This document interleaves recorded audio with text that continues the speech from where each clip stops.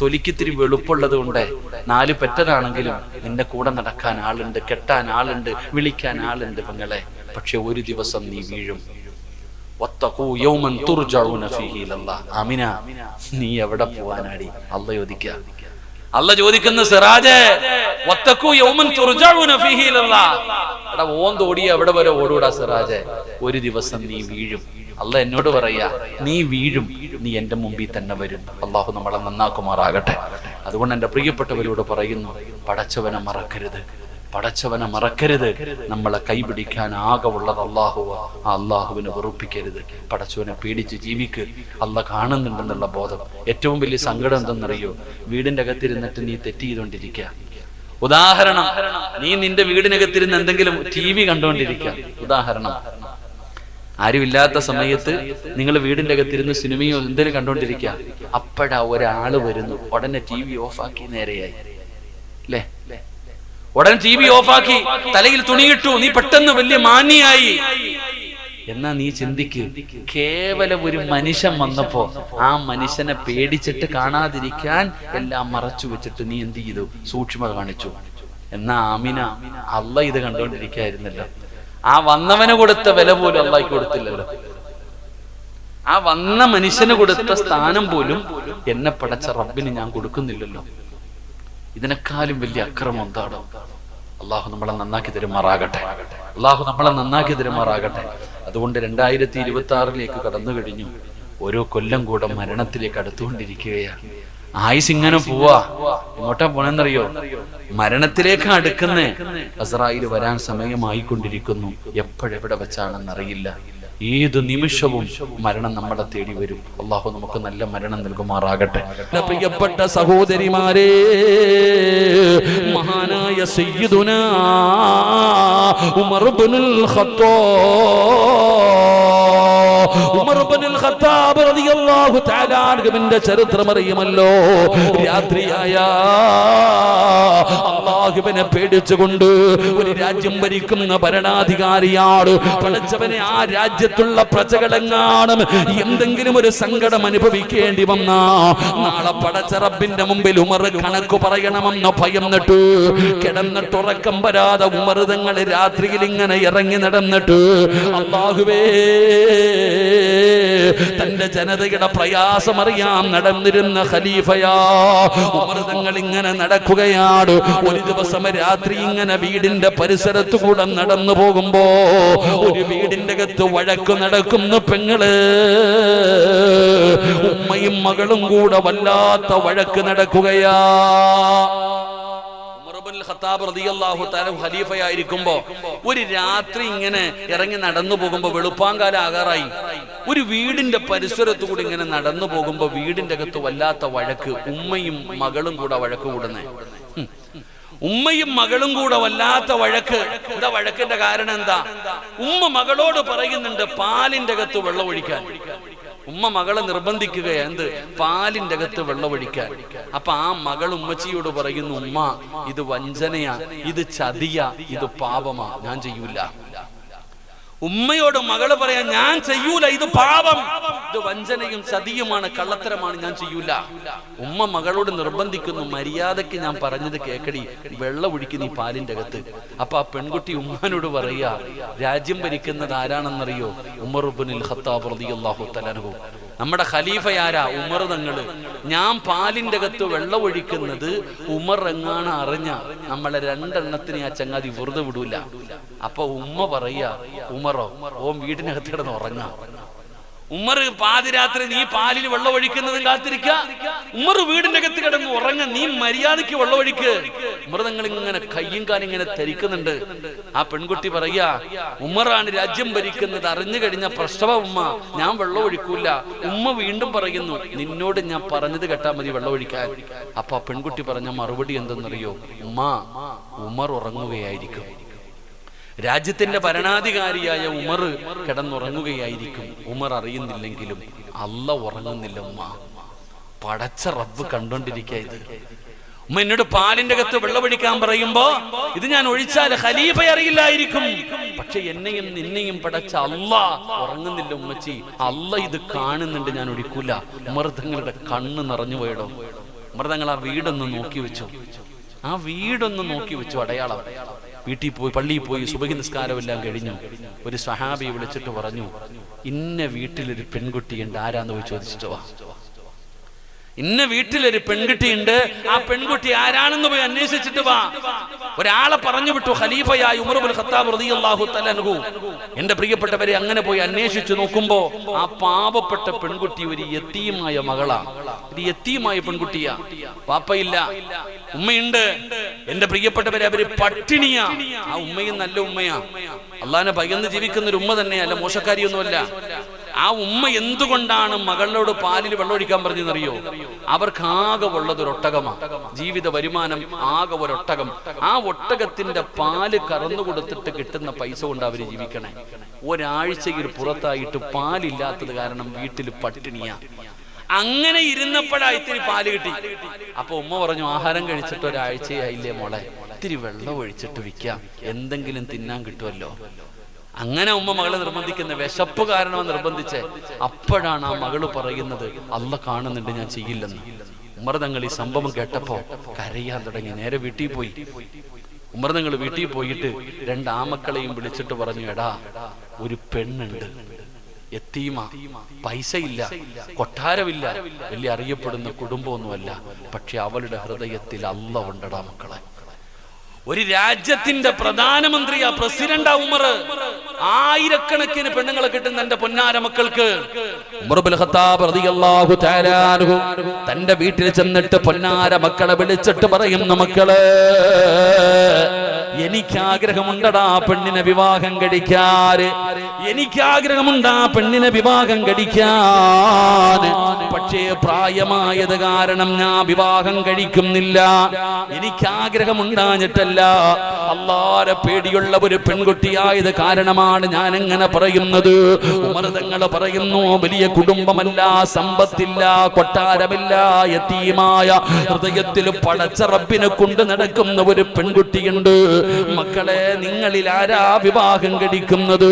ഉമർ തങ്ങളുടെ മകൻ പറഞ്ഞു, ഞാൻ സമ്മതിക്കുന്നു ബാപ്പാ. എനിക്ക് വേണ്ടത് സമ്പത്തല്ല, സൗന്ദര്യമല്ല, കുടുംബമല്ല,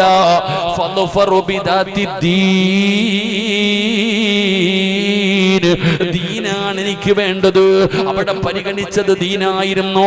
ഉമർ തങ്ങളുടെ മകൻ അവിടെ നിന്ന് വിവാഹം കഴിക്കാൻ തയ്യാറാവുകയാ. എന്തിനാണ് ഞാനിത് പറഞ്ഞതെന്നറിയോ? അന്ന് മക്കളെ വളർത്തിയിരുന്നത് അങ്ങനെയാണ് പെങ്ങള്. ദീനീ ബോധമുള്ള മക്കളായിരുന്നു.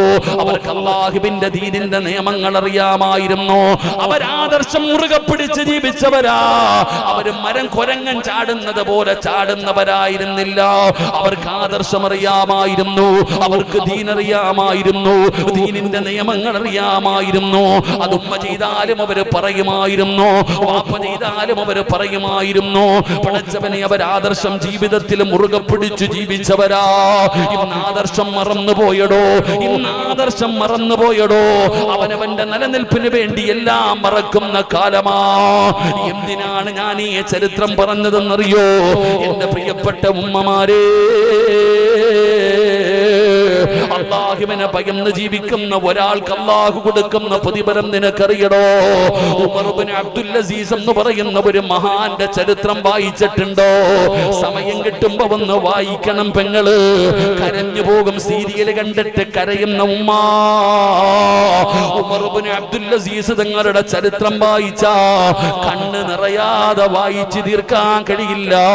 മനോഹരമായ ഒരു ചരിത്രമാണ്. അല്ലാഹുവിനെ ഭയന്ന് ജീവിച്ച മനുഷ്യനാണ് ഉമർ ഇബ്നു അബ്ദുൽ അസീസ്. എന്റെ പ്രിയപ്പെട്ട മുസ്ലിമേ, അല്ലാഹുവിനെ വല്ലാത്ത പേടിയായിരുന്നു. ഖുർആൻ ഓതിയിട്ട് ഉമർ ഇബ്നു അബ്ദുൽ അസീസ് കരയുമായിരുന്നു. ഖബറിന്റെ ചാരത്ത് പോയിരുന്ന് കരഞ്ഞ മനുഷ്യനാ. ഒരിക്കൽ ഒരു ജനാസ ഖബറടക്കാൻ പള്ളിപ്പറമ്പിൽ പോയി. ഖബറടക്കി കഴിഞ്ഞ് എല്ലാവരും മടങ്ങിയിട്ടും ഉമർ ഇബ്നു അബ്ദുൽ അസീസ് മടങ്ങുന്നില്ല. ഖബറിന്റെ ചാരത്ത് ഒറ്റയ്ക്ക് നിൽക്കുകയാ. കൂടെ വന്നവര് വിളിക്കുന്നു, തങ്ങളെ എല്ലാം കഴിഞ്ഞല്ലോ. മയ്യത്ത് കുളിപ്പിച്ചോ, കഫം പൊതിഞ്ഞോ, നിസ്കരിച്ചു, കബറടക്കി. ഇനി എന്തിനാണ് ഒറ്റയ്ക്ക് ഇങ്ങനെ പള്ളിപ്പറമ്പിൽ നിൽക്കുന്നതെന്ന് ചോദിച്ചപ്പോ മഹാനായ ഉമർ ഇബ്നു അബ്ദുൽ അസീസ് പറഞ്ഞു, എല്ലാവരോടും പോകാറ്, ആരും എന്നെ ശല്യം ചെയ്യല്ലേ എന്ന് പറഞ്ഞുകൊണ്ട് പള്ളിപ്പറമ്പിലൂടെ നടക്കുകയാണ്. ഒരു പഴയ ഖബർ കണ്ടടോ, ഒരു പഴയ ഖബർ കണ്ടടോ.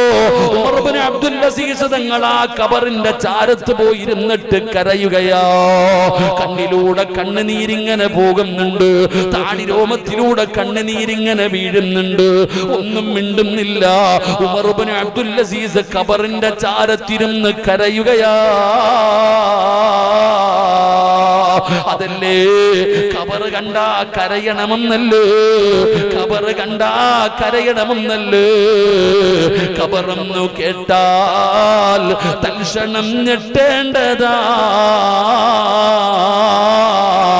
കണ്ടാലുടൻ വാ വിട്ടു നീ കരയേണ്ടതാ.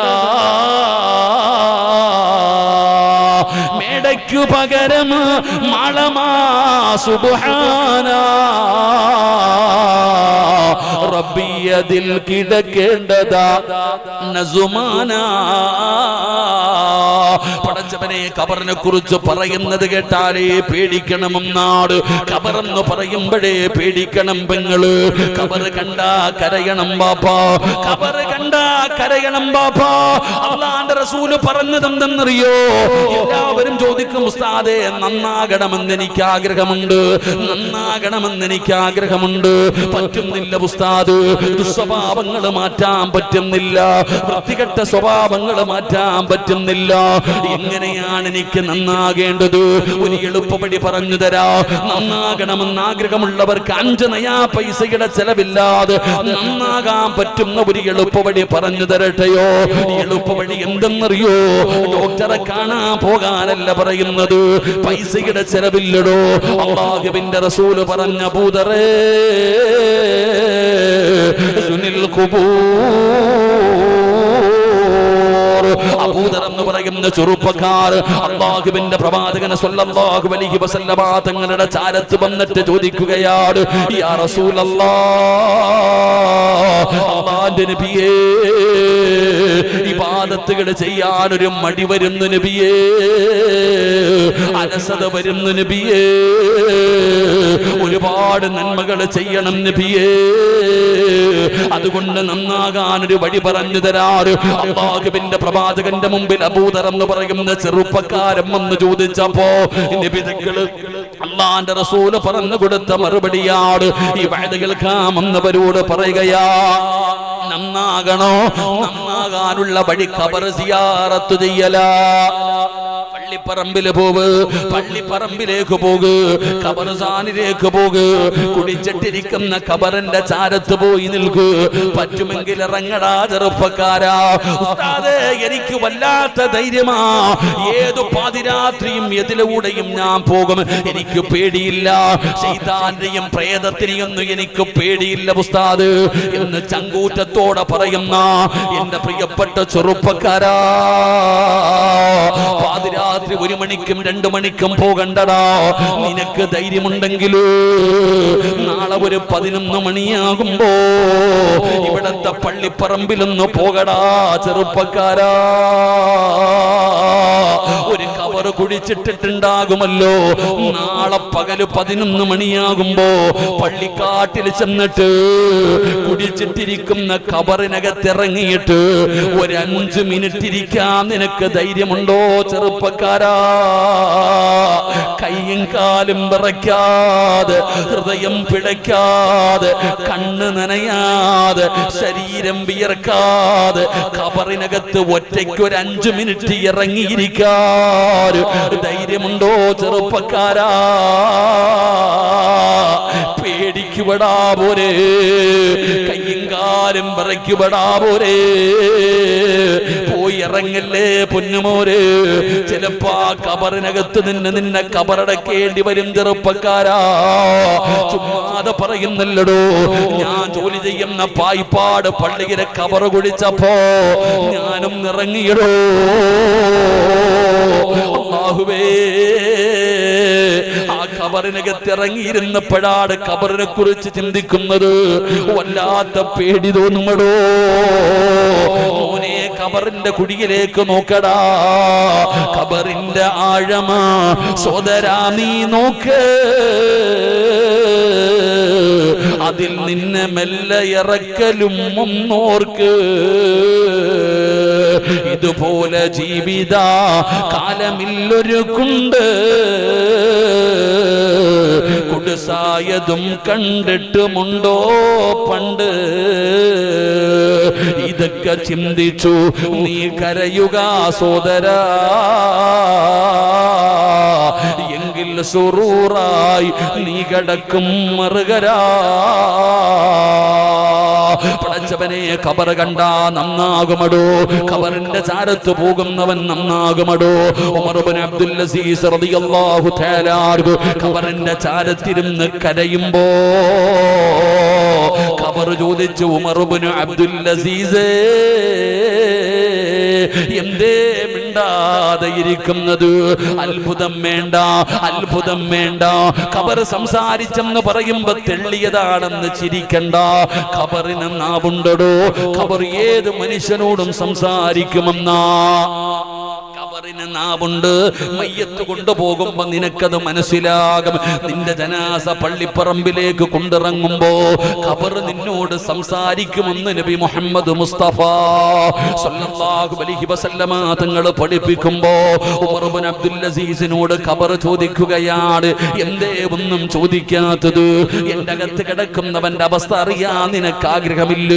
എങ്ങനാണ് ഞാൻ അവനോട് പെരുമാറുന്നതെന്ന് നിനക്കറിയണ്ട്. അല്ലാഹുവേ, ഖബർ എവിടെന്ന് പറയുന്നു, മസക്കത്തുൽ കുഫാർ വസുദ്ഖുത്തുൽ മുഖലതൈൻ. ഒരു ജനാസ ഖബറിലേക്ക് ഇറക്കി വെക്കുമ്പോ ഞാൻ അവന്റെ വാരിയെല്ലുകൾ കോർക്കുന്ന രീതിയിൽ അവിടെ നിന്ന് കെട്ടിപ്പിടിക്കുകയാണ്.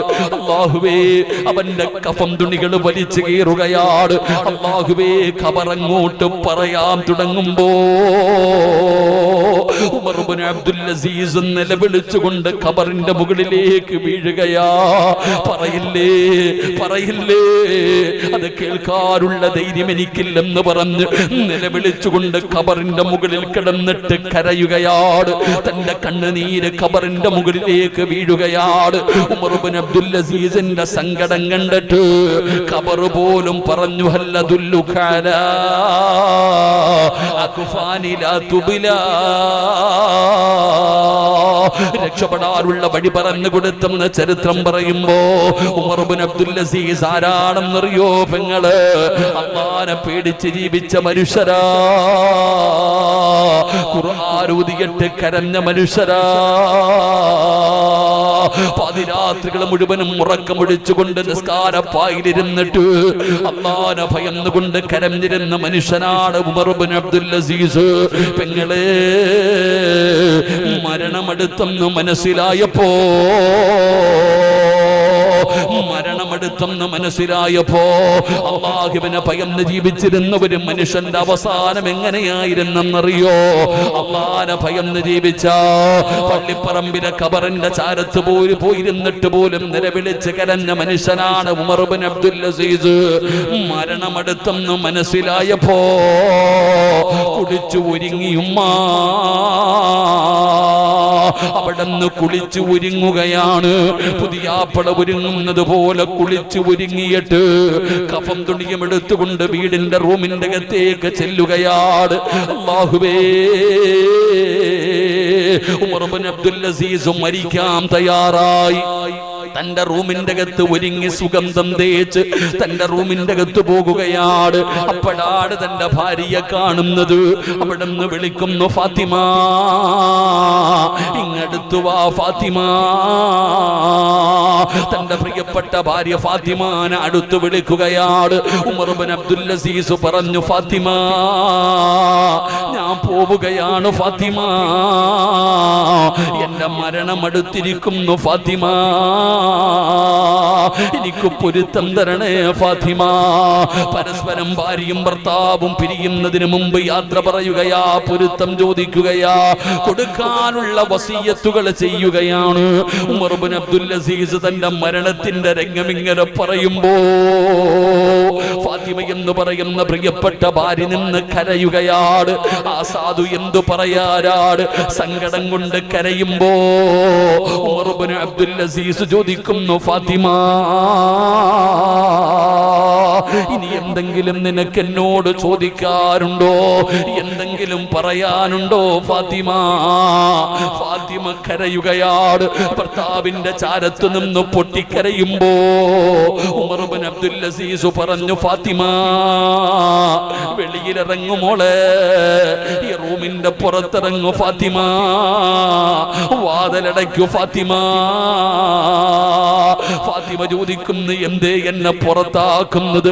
നിങ്ങൾ മരിക്കാൻ പോകുന്ന അവസാന സമയം, നിങ്ങളുടെ കൂടെ നിൽക്കേണ്ട ഒരു സമയമാണല്ലോ, നിങ്ങൾക്ക് ഖിദ്മത്ത് ചെയ്യേണ്ട ഒരു സമയമാണല്ലോ, എന്തേ എന്നെ ഇഷ്ടമായില്ലേ, എന്നോട് സ്നേഹമില്ലേ, എന്തിനാ പുറത്തു പോകാൻ പറയുന്നത്? ആ സമയത്ത് ഉമർ ഇബ്നു അബ്ദുൽ അസീസ് പറഞ്ഞു, മകാന ഉമർ ഇബ്നു അബ്ദുൽ അസീസ് അവിടെന്ന് പറഞ്ഞു കൊടുത്തു, ഫാത്തിമ ഇന്നി അറാ ഖലഖു ലൈസു ബി ഉനാസിൻ വലാ ജാർ. ഫാത്തിമ ഇഷ്ടമില്ലാഞ്ഞിട്ടല്ല ഫാത്തിമ, വെറുപ്പുള്ളത് കൊണ്ടല്ല ഫാത്തിമ, നീ പുറത്തിറങ്ങു ഫാത്തിമ. മനുഷ്യനും ജിന്നുകളുമല്ലാത്ത ഒരു വിഭാഗം വരുന്നു ഫാത്തിമ, എന്റെ അതിഥികൾ വരുന്നു ഫാത്തിമ, എന്റെ അതിഥികൾ വരുന്നു ഫാത്തിമ. പുറത്തിറങ്ങ്, നീ ഇവിടെ എന്റെ ചാരത്ത് നിൽക്കല്ലേ, എന്റെ അതിഥികൾ വരുമ്പോ നീ എന്റെ ചാരത്ത് നിൽക്കല്ലേ. വെളിയിലിറങ്ങിയിട്ട് വാതിലടയ്ക്കാൻ പറയുകയാണ്. സ്നേഹനിധിയായ അനുസരണയുള്ള ഭാര്യ ഭർത്താവ് പറഞ്ഞതുപോലെ ബെഡ്റൂമിൽ വാതിലടച്ചിട്ട് പുറത്തിറങ്ങി. പെങ്ങളെ, സീരിയലിന്റെയും സിനിമയുടെയും കഥയല്ല പറയുന്നത്. ഉമർ ഇബ്നു അബ്ദുൽ അസീസ് തങ്ങളുടെ വാതിലടച്ചിട്ട് ഫാത്തിമ വെളിയിലിറങ്ങി. വല്ലാത്ത സങ്കടമാണ് റബ്ബേ.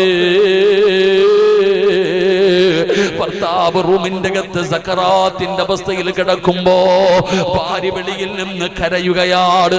അവിടെ നിന്ന് ചിന്തിക്കുന്നു, അല്ലാ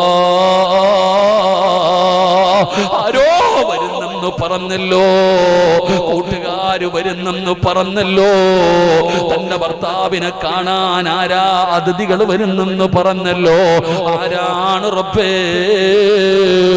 തന്റെ ഭർത്താവിനെ കാണാൻ വരുന്ന അതിഥികൾ ആരാണെന്നറിയണമല്ലോ. അടച്ചിട്ടിരുന്ന വാതിലിന്റെ പഴുതിലൂടെ ഫാത്തിമ ഒളിഞ്ഞു നോക്കുമ്പോ കാണുന്ന രംഗം എന്താണെന്നറിയോ? ഉമർ ഇബ്നു അബ്ദുൽ അസീസ് പറയുകയാണ്, അസ്സലാമു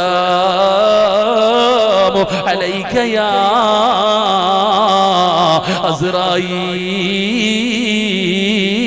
അസ്റായീൽ. തന്റെ റൂഹ് പിടിക്കാൻ വരുന്ന ഖാബിദുൽ അർവാഹിനെ സലാം പറഞ്ഞു സ്വീകരിക്കുകയാണ്. മർഹബാ മർഹബാ. അല്ലാഹുവേ, തന്റെ റൂഹ് പിടിക്കാൻ വരുന്ന മലക്കുകളെ സലാം പറഞ്ഞു സ്വീകരിക്കുകയാണ്. അല്ലാഹ്, ഫാത്തിമയുടെ കൈകാലുകൾ വിറയ്ക്കുകയാണ്. കാരണം പ്രിയപ്പെട്ട ഭർത്താവിന്റെ റൂഹ് പിടിക്കുന്നതിന് വേണ്ടി അസ്റായിൽ വന്നിരിക്കുകയാണ്. മലക്കുകളെ സലാം പറഞ്ഞു സ്വീകരിക്കുകയാണ്. ഫാത്തിമയുടെ കണ്ടടങ്ങൾ നിറഞ്ഞു വീഴുകാൻ തുടങ്ങി, കൈകാലുകൾ വിറയ്ക്കാൻ തുടങ്ങി. പടച്ചവരെ, അവിടുന്ന് ചിന്തിക്കുന്നു, റബ്ബേ എന്റെ ഭർത്താവ് മരിക്കുന്നത് എങ്ങനെയാ അല്ലാ? തന്റെ ഭർത്താവ് മരിക്കുന്നത് എങ്ങനെയാണ് റബ്ബേ? കണ്ടു പെങ്ങളെ, ഉമർ ഇബ്നു അബ്ദുൽ അസീസിനെ അടച്ചു വിട്ടിരുന്ന റൂമിന്റെ വാതിലിന്റെ പഴുതിലൂടെ ഫാത്തിമ ഇങ്ങനെ ഒളിഞ്ഞു നോക്കുമ്പോ തന്റെ ഭർത്താവ് ഖുർആൻ ഓതുന്ന ഉമ്മ. ഉമർ ഇബ്നു അബ്ദുൽ അസീസ് റളിയല്ലാഹു തആല അൻഹു അല്ലാഹുവിന്റെ പരിശുദ്ധമായ ഖുർആനിലെ ഒരായത്ത് ഓതുകയാ. ഏതായത്താ ഓതിയതെന്നറിയോ? തിൽകദ്ദാറുൽ ആഖിറതു നജ്അലുഹാ ലില്ലദീന ലാ യുരീദൂന ഉലുവൻ ഫിൽ അർളി വലാ ഫസാദാ വൽ ആഖിബതു ലിൽ മുത്തഖീൻ. വാതിലിന്റെ പഴുതിലൂടെ ഒളിഞ്ഞു നോക്കുന്ന പ്രിയതമയോട് ഉമർ ഇബ്നു അബ്ദുൽ അസീസ് പറയുകയാണ്, തിൽകദ്ദാറുൽ ആഖിറതു നജ്അലുഹാ ലില്ലദീന ലാ യുരീദൂന ഉലുവൻ ഫിൽ അർളി വലാ ഫസാദാ.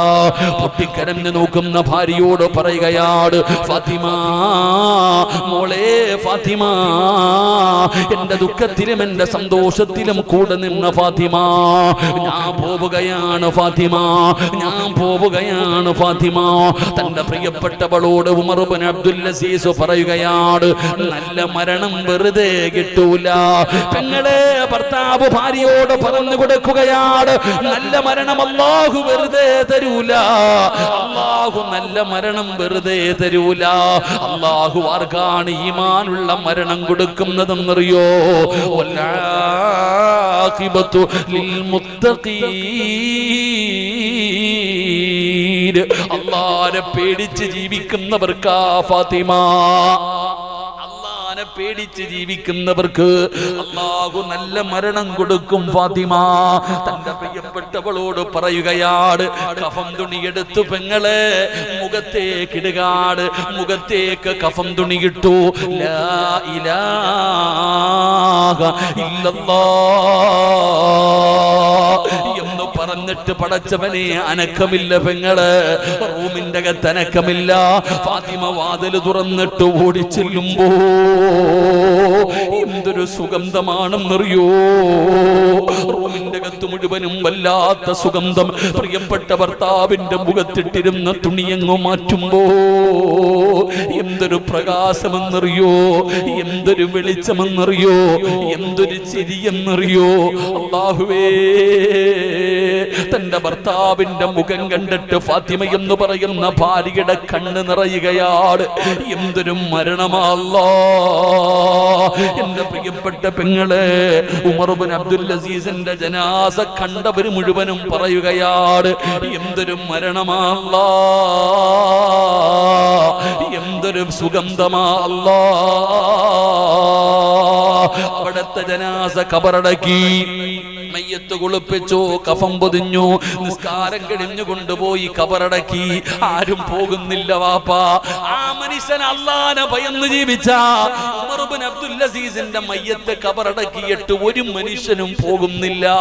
എല്ലാവരും അവിടെ തന്നെ നിൽക്കുകയാണ്. എന്തേ കാരണമെന്നറിയോ?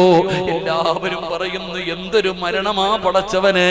അസ്റായിലിനോട് സലാം പറഞ്ഞു, ഭാര്യയോട് യാത്ര പറഞ്ഞു, പരിശുദ്ധമായ ഖുർആൻ ഓതി. മയ്യത്തിനെന്തൊരു സുഗന്ധമായിരുന്നു റബ്ബേ. എവിടെ നിന്നാണ് ജനം വന്നതെന്നറിയില്ല. ഇത്രയും നല്ല ഒരു മരണം എന്ത് നന്മ ചെയ്തിട്ടാ അല്ലാഹ്, എന്തൊരു നന്മ ചെയ്തിട്ടാ, എന്തൊരു നന്മ ചെയ്തിട്ടാണ് ഇങ്ങനെ ഒരു മരണം അല്ലാഹു കൊടുത്തത്. അതറിയണം സഹോദരാ. എല്ലാവരും കൂടെ മരിച്ച വീട്ടിലേക്ക് പോവുകയാണ്. ജനാസ കൊണ്ടുവന്ന വീട്ടിലേക്ക് രണ്ടാമതും പോയി. എന്നിട്ട് വിളിക്കുന്നു, ഫാത്തിമ. സങ്കടത്തിലാണെന്നറിയാം ഫാത്തിമ, ഇരിക്കുകയാണെന്നറിയാം ഫാത്തിമ, ഭർത്താവ് മരിച്ചതിന്റെ വേദനയിലാണെന്നറിയാം. സങ്കടപ്പെടുത്താൻ വന്നതല്ല, ഒരേ ഒരു കാര്യം അറിയാനാ, ഒരേ ഒരു കാര്യം ചോദിക്കാനാ. നിന്റെ ഭർത്താവിന് അല്ലാഹു ഇത്രയും നല്ല ഒരു മരണം കൊടുക്കാനുള്ള കാരണം എന്തേ ഫാത്തിമ? എല്ലാവരും കൂടെ ഫാത്തിമയോട് ചോദിച്ചപ്പോ ഉമർ ഇബ്നു അബ്ദുൽ അസീസിന്റെ ഭാര്യയായ ഫാത്തിമ പറഞ്ഞ മറുപടി എന്തെന്നറിയോ? മകാന ഉമർ ഇബ്നു അബ്ദുൽ അസീസ് അക്സറിൽ ലിന്നാസി സ്വലാത്തൻ വലാ സിയാമാ. ജനങ്ങളിലെ ഏറ്റവും കൂടുതൽ നിസ്കരിക്കുന്ന മനുഷ്യനായിരുന്നു, നോമ്പ് പിടിക്കുന്ന മനുഷ്യനായിരുന്നു, സദക്ക കൊടുക്കുന്ന മനുഷ്യനായിരുന്നു. എന്നൊന്നും ഞാൻ പറയൂല, എന്നൊന്നും ഞാൻ പറയൂല.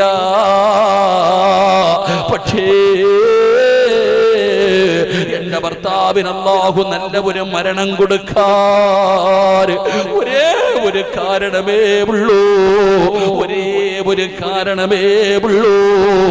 ലാകിൻ വല്ലാഹി മാ റഅയ്തു അഹദൻ അഖ്വഫ ലില്ലാഹ്. ഈ ലോകത്തിന്റെ അധിപനായ അല്ലാഹുവിനെ കൊണ്ട് തന്നെയാണ് സത്യം, എന്റെ ഭർത്താവിനെ പോലെ അല്ലാഹുവിനെ പേടിയുള്ള, എന്റെ ഭർത്താവിനെ പോലെ അല്ലാഹുവിനെ പേടിയുള്ള ഒരാളെ എന്റെ ജീവിതത്തിൽ ഞാൻ കണ്ടിട്ടില്ല.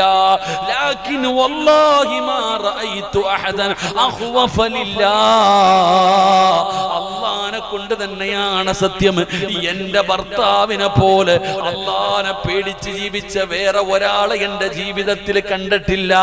എന്റെ ഭർത്താവ് ആരെന്നറിയോ? ഒരു രാത്രിയിൽ ഞങ്ങൾ രണ്ടുപേരും കൂടെ തമാശ പറഞ്ഞുകൊണ്ടിരുന്നപ്പോ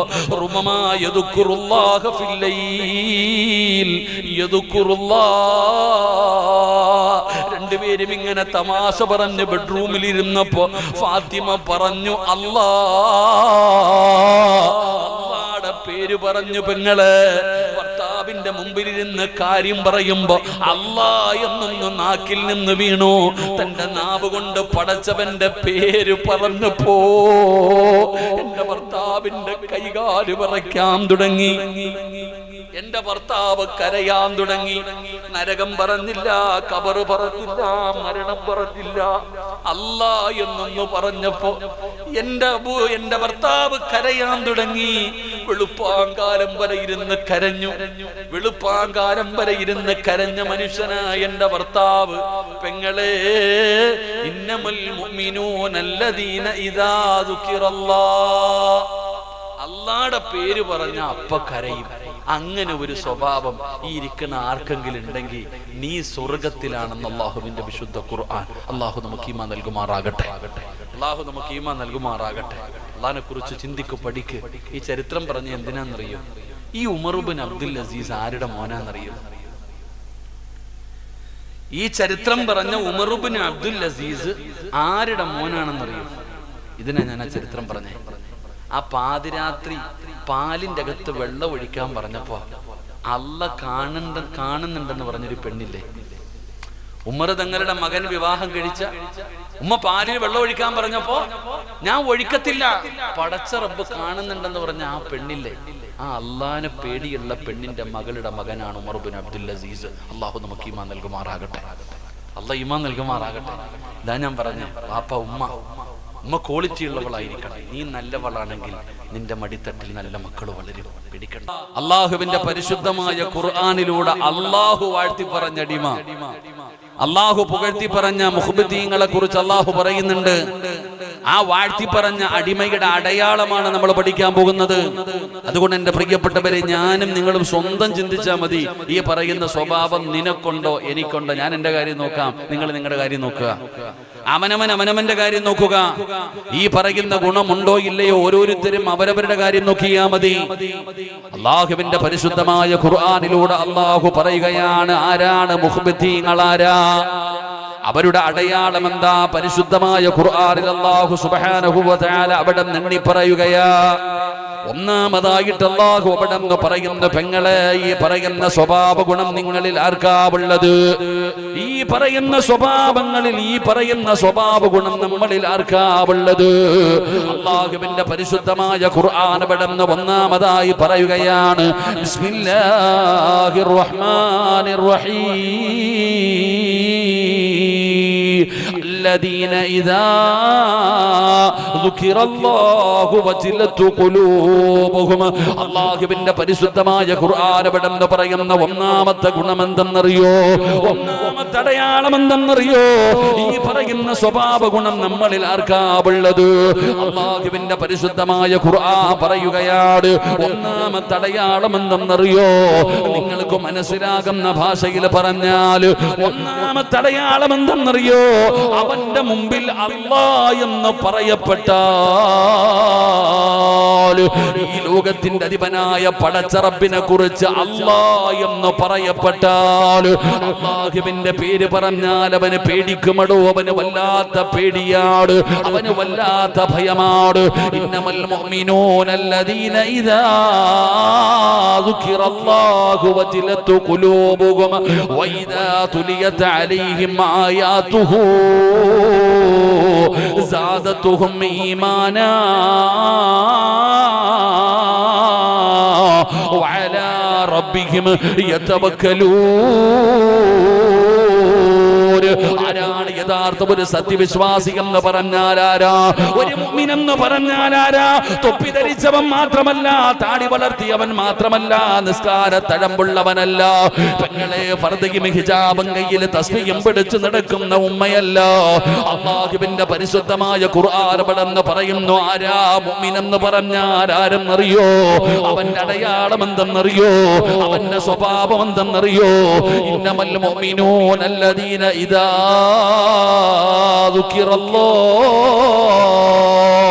അവന്റെ മുമ്പിലെങ്ങാണം അല്ലാഹുവിനെ കുറിച്ച് പറഞ്ഞു കഴിഞ്ഞാൽ അവന്റെ മുമ്പില് നരകം പറയണ്ട, ഖബർ പറയണ്ട, മരണം പറയണ്ട, മഹ്ശറ പറയണ്ട, സിറാത്ത് പറയണ്ട, ഹിസാബ് പറയണ്ട. അവന്റെ മുമ്പിൽ അല്ലാഹ് എന്ന് പറഞ്ഞാ മതി. അല്ലാഹുടെ പേര് പറഞ്ഞാൽ വജിലത്തു ഖുലൂബുഹും, അവന്റെ ഹൃദയങ്ങൾ കിടുകിടാ വിറയ്ക്കുകയാണ്, അവന്റെ കൈകാലുകൾ വിറയ്ക്കുകയാണ്, അവന്റെ കണ്ടടങ്ങൾ നിറഞ്ഞു ഒഴുകുകയാണ്. ജീവിതത്തിൽ ചെയ്തു പോയ അപരാധങ്ങൾ മുഴുവനും അവന്റെ ഹൃദയത്തിലേക്ക് കടന്നു വരികയാണ്.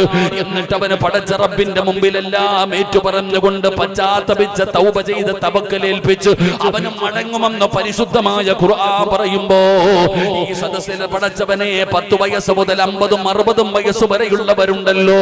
ഞാൻ ചോദിക്കട്ടെ, ഒരു പ്രാവശ്യമല്ല ബാപ്പാ, നിസ്കാര തഴമ്പുള്ള മുസ്ലിമാണെന്ന് പറഞ്ഞ് അല്ലാഹുവേ ജീവിക്കുന്ന എന്റെ ഉപ്പയോട് ചോദിക്കട്ടെ, നിന്റെ മുമ്പിൽ 1 കോടി പ്രാവശ്യം അല്ലാ അല്ലാ അല്ലാ 1 കോടി പ്രാവശ്യം നിന്റെ മുമ്പിൽ പറഞ്ഞാൽ ഒരു ചലനമുണ്ടാകുമോ ബാപ്പാ? അതാ പ്രായമുള്ള ഉമ്മയോട് ചോദിക്കട്ടെ, 1 ലക്ഷം പ്രാവശ്യം അല്ലാ എന്ന് പറഞ്ഞാൽ പെങ്ങളെ ഒന്ന് ഭയം വരുമോ? ഒരു പേടി വരുമോ? കൈകാല് വിറയ്ക്കുമോ? നിനക്ക് അസ്വസ്ഥതയാണ്. പടച്ചവനെ, നിനക്കത് കേൾക്കുമ്പോൾ ഒരു മാറ്റവും ഉണ്ടാകുന്നില്ല. എന്റെ പ്രിയപ്പെട്ടവരെ, പരിശുദ്ധമായ ഖുർആൻ പറയുകയാണ്, അല്ലാഹു ഖുർആനിലൂടെ വാഴ്ത്തി പറഞ്ഞ അടിമയുടെ ഒന്നാമത്തെ അടയാളം എന്തെന്നറിയോ? അവൻ ഈ ലോകത്ത് പടച്ച റബ്ബിനോട് വല്ലാത്ത ഭയമാണ്, അവൻ അല്ലാഹുവിനെ വല്ലാത്ത പേടിയാണെന്ന് അല്ലാഹുവിന്റെ വിശുദ്ധ ഖുർആൻ പറയുന്നു.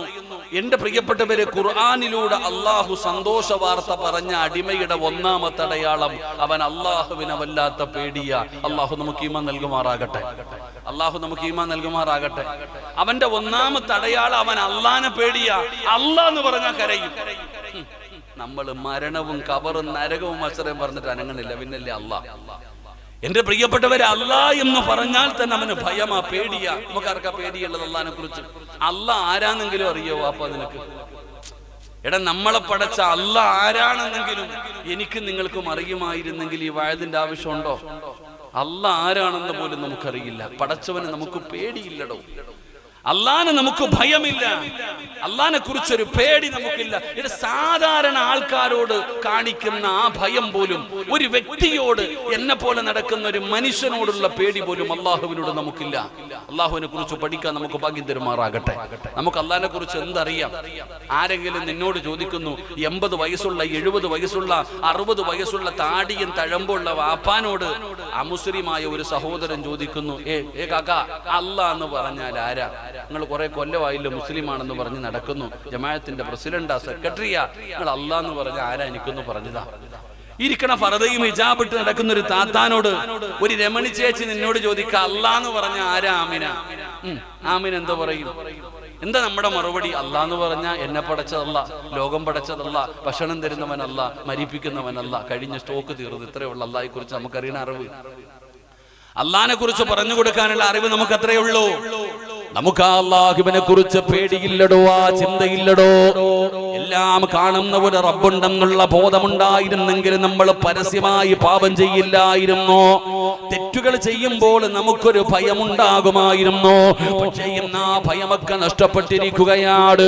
ഇന്ന് ജനങ്ങൾക്ക് പേടിയില്ലാതായിരിക്കുകയാണ്. നന്മയും ചെയ്യുന്നു, തിന്മയും ചെയ്യുന്നു, ഒരുപോലെയാണ് രണ്ടും ചെയ്യുന്നത്. എന്റെ പ്രിയപ്പെട്ടവരെ, നന്മയും ചെയ്യും അവൻ, തിന്മയും ചെയ്യും.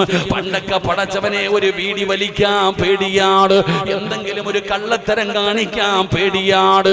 ഇന്നതെല്ലാം പരസ്യമാണോ? പേടിയില്ല സഹോദരാ. ഇന്ന് മുസ്ലിം ഉമ്മത്തിന് പേടിയില്ലാതായിരിക്കുകയാണ്.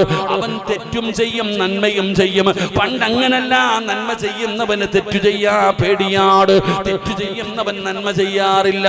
പക്ഷേ ഇന്നങ്ങനെയല്ല, നന്മയും ചെയ്യും, തിന്മയും ചെയ്യും, ഒരുപോലെ രണ്ടും ചെയ്യുന്ന മനുഷ്യരുടെ കാലമാ. അല്ലാഹുവേ, ഞങ്ങൾക്ക് നീ ഈമാൻ നൽകണേ അല്ലാ. ഇന്നത്തെ ജനങ്ങളുടെ അവസ്ഥ എന്ന് പറഞ്ഞാൽ അവൻ നന്മയും ചെയ്യും, തിന്മയും ചെയ്യും, ഒരു പേടിയില്ല. ഉദാഹരണം നിങ്ങൾക്ക് മനസ്സിലാകുന്ന പെട്ടെന്നൊരു ഉദാഹരണം ഞാൻ പറയാം. ഒരു 15 or 20 വർഷം മുമ്പത്തേക്ക് നിങ്ങൾ ചിന്തിക്കുക. ഒരു 15 വർഷം അല്ലെങ്കിൽ ഒരു 20 വർഷം മുമ്പ് എന്റെ പ്രിയപ്പെട്ട സഹോദരങ്ങളെ, അള്ളാഹുവിന്റെ പള്ളിയിൽ നിസ്കരിക്കാൻ 5 വഖത്ത് നിസ്കരിക്കാൻ വരുന്ന ഏതെങ്കിലും ഒരുത്തൻ കള്ളുകുടിക്കോ? കള്ളുകുടിക്കുന്ന ഒരാൾ പള്ളി വരുവോ? നിങ്ങൾ എന്താ ഇങ്ങനെ ഒരു വെടികൊണ്ട പോലെ ഇരിക്കണം പറ മനുഷ്യന്മാരെ. ഇപ്പൊ ഒരു 20 വർഷം മുമ്പ് കള്ളു കുടിക്കുന്ന ഏതെങ്കിലും ഒരുത്തൻ നിസ്കരിക്കാൻ വരുവോ? വരൂല. നിസ്കരിക്കാൻ വരുന്നവൻ കള്ളു കുടിക്കോ? കുടിക്കൂല. എടോ, നിസ്കരിക്കാൻ വരുന്ന ഒരാൾ കള്ളുകുടിയനാകില്ല, കള്ളു കുടിക്കുന്നവൻ നിസ്കരിക്കാൻ വരത്തില്ല. വ്യഭിചരിച്ച് നടക്കുന്ന ഒരാള് നിസ്കരിക്കാൻ വരൂല, നിസ്കരിക്കാൻ വരുന്ന ഒരുത്തൻ വ്യഭിചരിക്കാൻ പോകില്ല. പലിശയുമായി ബന്ധപ്പെട്ട് നടക്കുന്ന ഒരാൾ നിസ്കരിക്കാൻ വരൂല, നിസ്കരിക്കാൻ വരുന്നവൻ പലിശ കച്ചവടം നടത്തൂല. ഇങ്ങനൊരു കാലമുണ്ടായിരുന്നു നമുക്ക്. ഇന്നത്തെ അവസ്ഥ പറ. നാളെ കഴിഞ്ഞ വെള്ളിയാഴ്ച നിങ്ങൾ പറ, ഇന്ന് കള്ളു കുടിക്കുന്നവൻ നിസ്കരിക്കാൻ പള്ളി വരുവോ? പറ, വരുവോ? നിങ്ങൾ എന്താ ഇങ്ങനെ ഇരിക്കണേ? എടാ, കള്ളു കുടിക്കുന്നവൻ ഇപ്പൊ നിസ്കരിക്കാൻ പള്ളി വരുവോ? അവൻ നിസ്കരിക്കുകയും ചെയ്യും, കഞ്ചാവടിക്കുകയും ചെയ്യും, ഒരു പേടിയില്ലവൻ. ഇന്ന് നിസ്കരിക്കാൻ പള്ളിയിൽ വരും, അവൻ കള്ളു കുടിക്കും, കഞ്ചാവടിക്കും. പണ്ടങ്ങനല്ല എന്റെ പ്രിയപ്പെട്ടവരെ. വ്യഭിചരിക്കുന്നവൻ പള്ളി വരൂല, പള്ളി വരുന്നവൻ വ്യഭിചരിക്കൂല. ഇന്ന് വ്യഭിചരിക്കുന്നവൻ കമ്മിറ്റി ഓഫീസിൽ ഇരിക്കുന്നുണ്ട് പള്ളി പരിപാലിക്കാൻ. അല്ലാഹു കാത്തിരക്ഷിക്കുമാറാകട്ടെ. എവിടെ വരെ എത്തി എന്റെ പ്രിയപ്പെട്ടവരെ? ഒരു ഭയമില്ലാതെ പോകുന്നു. ഇന്ന് പള്ളിയിൽ നിസ്കരിക്കാൻ വരുന്നവൻ 1ാമത്തെ സഫിൽ ഇരിക്കുന്നവനും പലിശ കച്ചവടം നടത്തുന്നവനാ. പലിശ കച്ചവടം നടത്തുന്ന എവിടെ എത്തി നിൽക്കുന്ന ഈ ഉമ്മത്ത്? പേടിയില്ലടോ ആർക്കും. അതാ ഞാൻ പറഞ്ഞത്, ഈ പെണ്ണുങ്ങൾ വാഴലും കേൾക്കും, പ്രഭാഷണം കേൾക്കും, ഫർദയിടും, ഹിജാബിടും, എല്ലാം ചെയ്യും. അതിനിടയിൽ ബാക്കിയുള്ള പരിപാടികളും ചെയ്യും അല്ലേ? വാഴലും കേൾക്കും, സീരിയലും കാണൂല്ലേ, സിനിമയും കാണൂല്ലേ, വാട്സപ്പിലൂടെ ഫോൺ വിളിയില്ല, എന്തെല്ലാം കാര്യങ്ങൾ ചെയ്യുന്നു. ഫർദ, ഹിജാബ്, പടച്ചവനെ ഇഖാബ്, എന്തൊക്കെയാ പടച്ചവനെ. എല്ലാം ഇനി ഒന്നും മറക്കാനൊന്നുമില്ല. കണ്ണുപോലും പുറത്തു കാണാത്ത രീതിയിൽ നടക്കുന്ന ഇത്താമാര്. പടച്ചവനെ വാക്കി പറയാതിരിക്കാനാ നല്ലത്. എന്റെ പ്രിയപ്പെട്ട സഹോദരങ്ങളെ, എല്ലാം ഒരു മറയായി കാണുന്നവർ, എല്ലാം ഒരു മറയായി കാണുന്നു. പേടിയില്ലടോ ആർക്കും. അതിപ്പോ ഉസ്താദ് എല്ലാരും കണക്ക്. ഞാൻ നിങ്ങളെ മാത്രമല്ല കുറ്റം പറഞ്ഞേ, ഞാൻ പറഞ്ഞത് പൊതുവായിട്ട് എല്ലാവരെ കുറിച്ച്, ഉസ്താദന്മാരെ കുറിച്ച് ഞാൻ അങ്ങനെ പറഞ്ഞത്. അള്ളാഹു ഞങ്ങളെയൊക്കെ നന്നാക്കി തരുമാറാകട്ടെ. അള്ളാഹു നന്നാക്കി തരുമാറാകട്ടെ. ആലിമും കണക്കാ, ജാഹിലും കണക്കാ, എല്ലാം തുല്യമാ ആ ഒരു വിഷയത്തിൽ. അറിവുള്ളവനും അറിവില്ലാത്തവനും എല്ലാം കണക്ക് തന്നെ. എന്റെ പ്രിയപ്പെട്ട സഹോദരങ്ങൾ, ആലിമാണെങ്കിലും ആകാശത്തിന്റെ കീഴിൽ നടക്കുന്നതിൽ ഏറ്റവും നല്ല മനുഷ്യനാരാ? അത് ആലിമാണെന്ന് നബി മുഹമ്മദ് മുസ്തഫ. ആകാശത്തിന്റെ കീഴിൽ ജീവിക്കുന്നതിൽ ഏറ്റവും നല്ല മനുഷ്യനാരാ? നിങ്ങൾ എന്താ ഇങ്ങനെ ഇരിക്കണം? ആരാ? ഉറക്കെ പറഞ്ഞ ആരാ? ഉസ്താദന്മാര്. അള്ളാഹു ഞങ്ങളൊക്കെ ആ കൂട്ടത്തിൽ പെടുത്തുമാറാകട്ടെ. ഏറ്റവും തലതിരിഞ്ഞവനാരാ? അത് ഉസ്താദ് തന്നെയാ. ഏറ്റവും നല്ലവനും ആലിമ, ഏറ്റവും തലതിരിഞ്ഞവനും. അവൻ നാട്ടുകാരെ പഴപ്പിക്കും, ദുബൈയും തൊപ്പിയിട്ടിട്ട് അവനിങ്ങനെ ആൾക്കാരെ പഴപ്പിക്കുന്നവൻ. അതല്ല, ഇങ്ങനെ എന്തും അറിയാലോ എത്ര എണ്ണത്തിന് എന്തെല്ലാം കാണിക്കുന്നു. പടച്ചവൻ ഇവൻ ആലിൽ നിന്ന് അത്ഭുതത്തോടെ ചിന്തിക്കുന്നുണ്ട്. വാട്സപ്പ് ഗ്രൂപ്പുകളായിട്ട് നടക്കുന്നു, ഉംറ ഗ്രൂപ്പ്, എന്തെല്ലാം കാണിക്കുന്നു നടക്കുന്നു. അതൊക്കെ നിങ്ങളൊക്കെ ഇങ്ങനെ അതിന്റെ പുറകിൽ പെട്ടിങ്ങനെ നടക്കുക. എന്തെല്ലാം കാണിക്കുന്നു, തൊപ്പിയും താലി, അതിന് കാര്യമൊന്നുമില്ലടോ. അള്ളാഹുവിനെ ഭയന്ന് ജീവിക്കുന്നവരുടെ കൂട്ടത്തിൽ അള്ളാഹു നമ്മളെ പെടുത്തുമാറാകട്ടെ. എന്റെ പ്രിയപ്പെട്ടവരെല്ലാ കൂട്ടത്തിലുമുണ്ട്. അതുകൊണ്ട് എന്റെ പ്രിയപ്പെട്ടവരോട് പറയുകയാണ്, അള്ളാഹുവിനെ ഭയന്ന് ജീവിക്ക്. പടച്ചവനെ പേടിയാ പെങ്ങളെ. പണ്ടൊക്കെ ഒരു ഭയമായിരുന്നു, തെറ്റുകൾ ചെയ്യാൻ നമുക്ക് വല്ലാത്ത പേടിയായിരുന്നു. ഇന്നാർക്കും പേടിയില്ലടോ, ഇന്ന് തെറ്റ് ചെയ്യാൻ പേടിയില്ലടോ.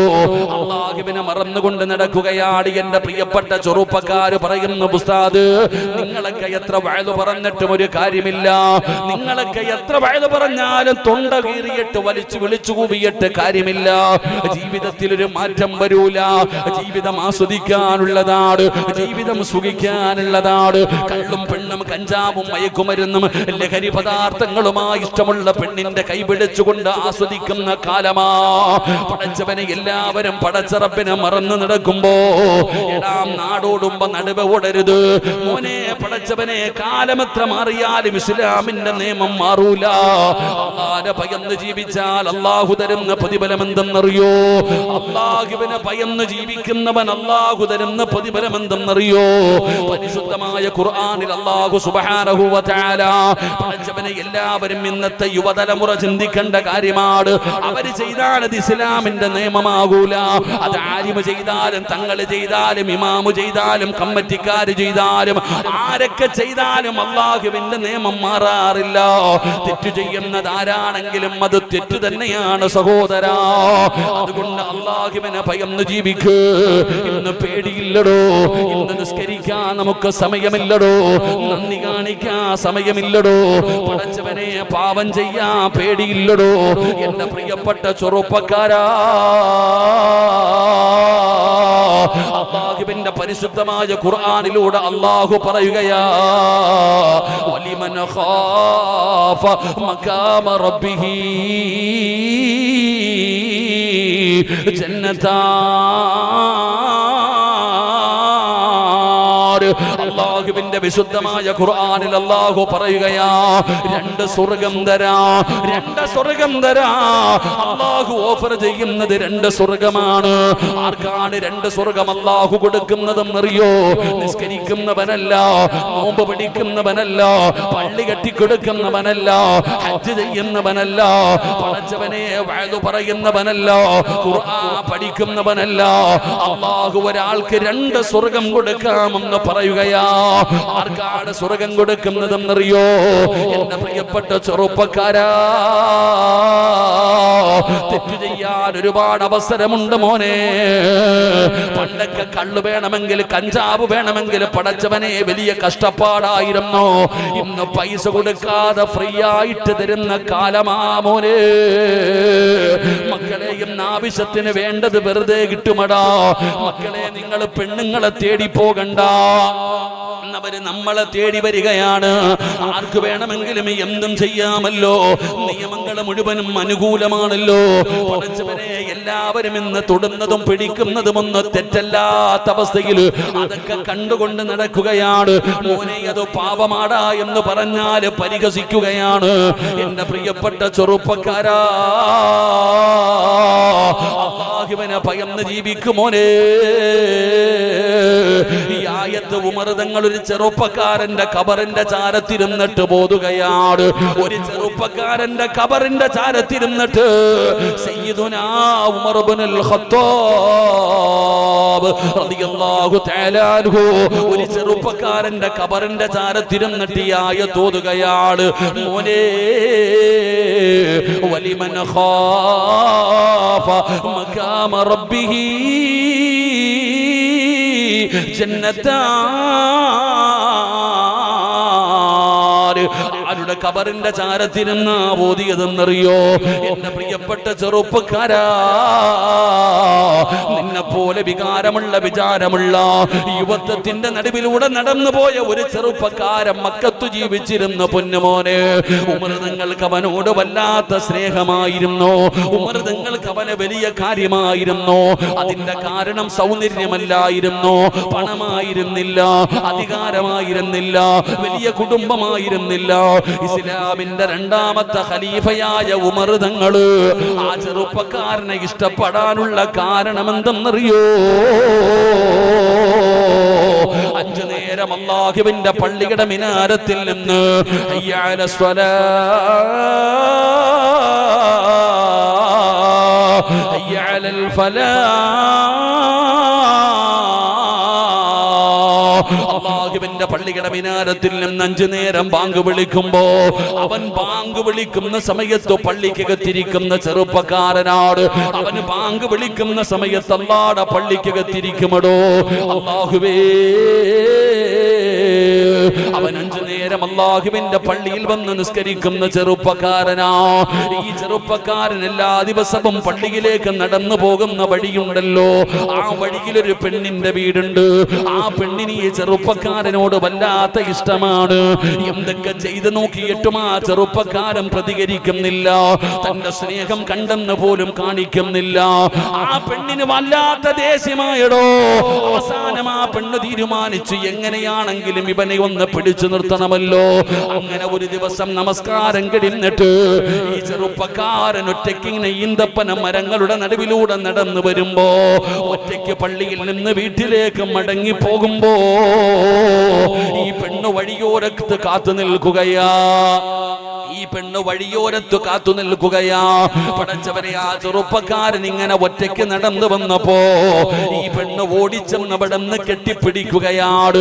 തന്റെ ആഗ്രഹം പറയുകയാണ്, ഏ ചെറുപ്പക്കാരാ, എനിക്ക് നിന്നോട് വല്ലാത്ത സ്നേഹമാടാ, എന്തേ നീ പരിഗണിക്കാത്തത്?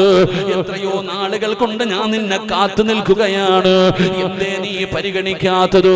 പടച്ചവനെ, ആ ചെറുപ്പക്കാരൻ തന്റെ മാറിടത്തിലേക്ക് ചേർത്ത് പിടിച്ചിട്ട് അവിടെ നിന്ന് ചോദിക്കുന്നു, എന്റെ ആഗ്രഹമൊന്ന് സാധിപ്പിച്ചു തരാ. യുവത്വത്തിന്റെ നടുവിലൂടെ നടന്നു പോകുന്ന ചെറുപ്പക്കാരന്റെ കൈകാലുകൾ വിറയ്ക്കുകയാണ്, അവന്റെ കണ്ണ് നിറയുകയാണ്, അവന് കരയുകയാണ്. ഒരു സുന്ദരിയായ പെണ്ണ് തന്റെ നെഞ്ചത്തേക്ക് പിടിച്ചു കിടത്തിയിട്ട്, ആരും കാണുന്നില്ലടാ, ആരും അറിയുന്നില്ലടാ, എന്റെ ആഗ്രഹമൊന്ന് സാധിപ്പിച്ചു തരുന്നതിന് വേണ്ടി യാചിച്ചപ്പോ ആ ചെറുപ്പക്കാരൻ കരയുകയാണ്. എന്തിനാണ് കരയുന്നതെന്നറിയോ? അല്ലാഹുവേ, എന്റെ ദുനിയാവും ആഖിറവും പോയല്ലോ അല്ലാഹ്, ഞാൻ നരകത്തിന്റെ അവകാശിയായി പോയല്ലോ, ഞാൻ വ്യഭിചരിച്ചല്ലോ, ഒരു പെണ്ണിന്റെ ശരീരത്ത് തൊട്ടല്ലോ, ഞാൻ ഇനി നരകത്തിന്റെ വിറക് കൊള്ളിയാണല്ലോ എന്ന് പറഞ്ഞുകൊണ്ട് നിലവിളിച്ചുകൊണ്ട് ബോധം കെട്ട് താഴെ വീഴുകയാ. ആ പെണ്ണ് ഓടി രക്ഷപ്പെട്ടടോ.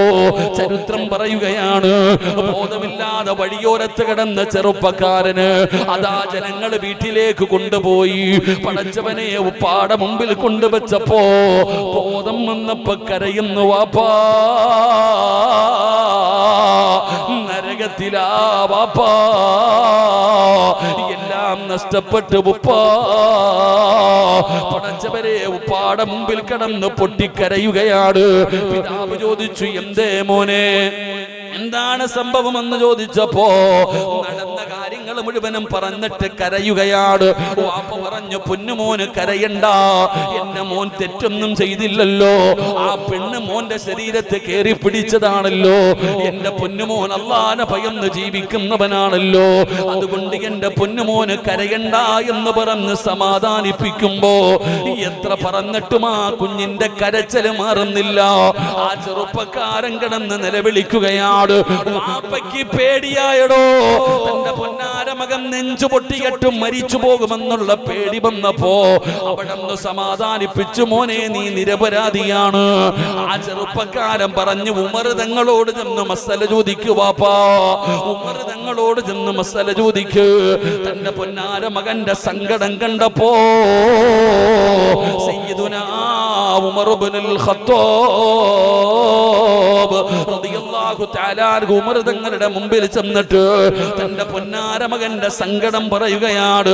ഉമർ തങ്ങൾ പറഞ്ഞു, അല്ലാഹു പുറത്തു കൊടുക്കട്ടെ. വാപ്പ സമാധാനത്തോടെ വീട്ടിലേക്ക് കടന്നു വരുമ്പോ കാണുന്ന രംഗമെന്തെന്നറിയോ?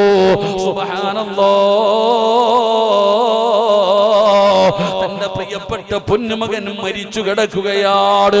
അവൻ തെറ്റ് ചെയ്തു പോയല്ലോ, ഞാൻ പാപിയായി പോയല്ലോ, ഞാൻ നരകത്തിന്റെ അവകാശിയായി പോയല്ലോ. കരഞ്ഞ് കരഞ്ഞ് കരഞ്ഞ് ഹൃദയം പൊട്ടികെട്ട് തന്റെ പ്രിയപ്പെട്ട പൊന്നാര മകൻ ലോകത്തോട് വിട പറഞ്ഞിരിക്കുകയാ. അല്ലാഹുവേ, ആ പൊന്നുമോന്റെ ജനാസ നമസ്കാരം കഴിഞ്ഞിട്ട് കബറടക്കി കഴിഞ്ഞപ്പോ അവന്റെ കബറിന്റെ ചാരത്തിരുന്നിട്ട് ഉമർ തങ്ങൾ പറഞ്ഞു, മോനെ, വലിമൻ ഖാഫ മഖാമ റബ്ബിഹി ജന്നതാ, നിനക്ക് രണ്ട് സ്വർഗമാ മോനെ. അല്ലാഹുവിനെ ഭയന്നുകൊണ്ട് ജീവിക്കുന്നവരുണ്ടല്ലോ, തെറ്റ് ചെയ്യാൻ അവസരം കിട്ടുമ്പോൾ അല്ലാഹുവിനെ ഭയന്നുകൊണ്ട് പിന്മാറിയാൽ കൂടെ പഠിക്കുന്ന ഒരു പെണ്ണ്, ചെറുപ്പക്കാരാ, നിന്റെ കൂടെ പഠിക്കുന്ന ഒരു പെൺകുട്ടി വന്നിട്ട് നിന്റെ കയ്യിൽ കയറി പിടിക്കുമ്പോ അവളോട് പറയണം, ഇന്നീ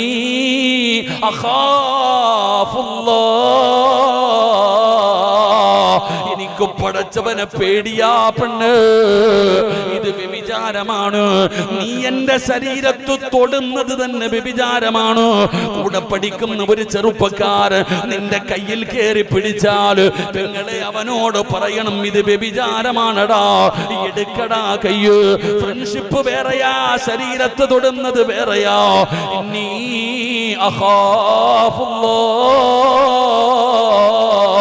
എനിക്ക് പടച്ചവനെ പേടിയാണെന്ന് പറയുന്ന പെണ്ണ്, നിനക്ക് അല്ലാഹു ഒരുക്കി വെച്ചിരിക്കുന്നത് രണ്ട് സ്വർഗമാ മോള്. ചെറുപ്പക്കാരാ, കൂടെ പഠിക്കുന്ന കൂട്ടുകാർ മുഴുവനും കള്ളു കുടിക്കുകയാണ്. എടാ, ഒരു കബള് കുടിക്കടാ. ആ സമയത്ത് പറയണം, കള്ളു കുടിക്കൽ ഹറാമാ. ഒരല്പമെങ്കിലും തൊണ്ടയ്ക്ക് താഴെ പോയാ അവൻ ഒരു കാലത്തും തൗബ ചെയ്യാതെ പടച്ച റബ്ബിന്റെ സ്വർഗത്തിൽ കിടക്കൂല. മോനെ, നിന്നെ ഒറ്റപ്പെടുത്തുമടോ. എല്ലാവരും കളിയാക്കും, പരിഹസിക്കും, എന്തു വേണമെങ്കിലും ചെയ്യട്ടെ. ഫ്രീ ആയിട്ട് നിന്നാൽ അല്ലാഹുവേ ഹറാമാണെന്ന് കരുതിയിട്ട് പിന്മാറിയാ അല്ലാഹു നിനക്ക് തരുന്ന പ്രതിഫലം വലിമൻ ഖാഫ മഖാമ റബ്ബിഹി ജന്നതാ. രണ്ട് സ്വർഗമാണ് അല്ലാഹു ഓഫർ ചെയ്യുന്നത്. ഏത് സുന്ദരിയുടെ മുമ്പിലും മുട്ടുമടക്കല്ല ചെറുപ്പക്കാരാ. മഹാനായ യൂസുഫ് നബി അലൈഹിസ്സലാം, യൂസുഫ് എന്ന് പറയുന്ന ചെറുപ്പക്കാരൻ, പടച്ചവനെ, സുലൈഖ ബീവിയുടെ ചരിത്രം അറിയുമല്ലോ.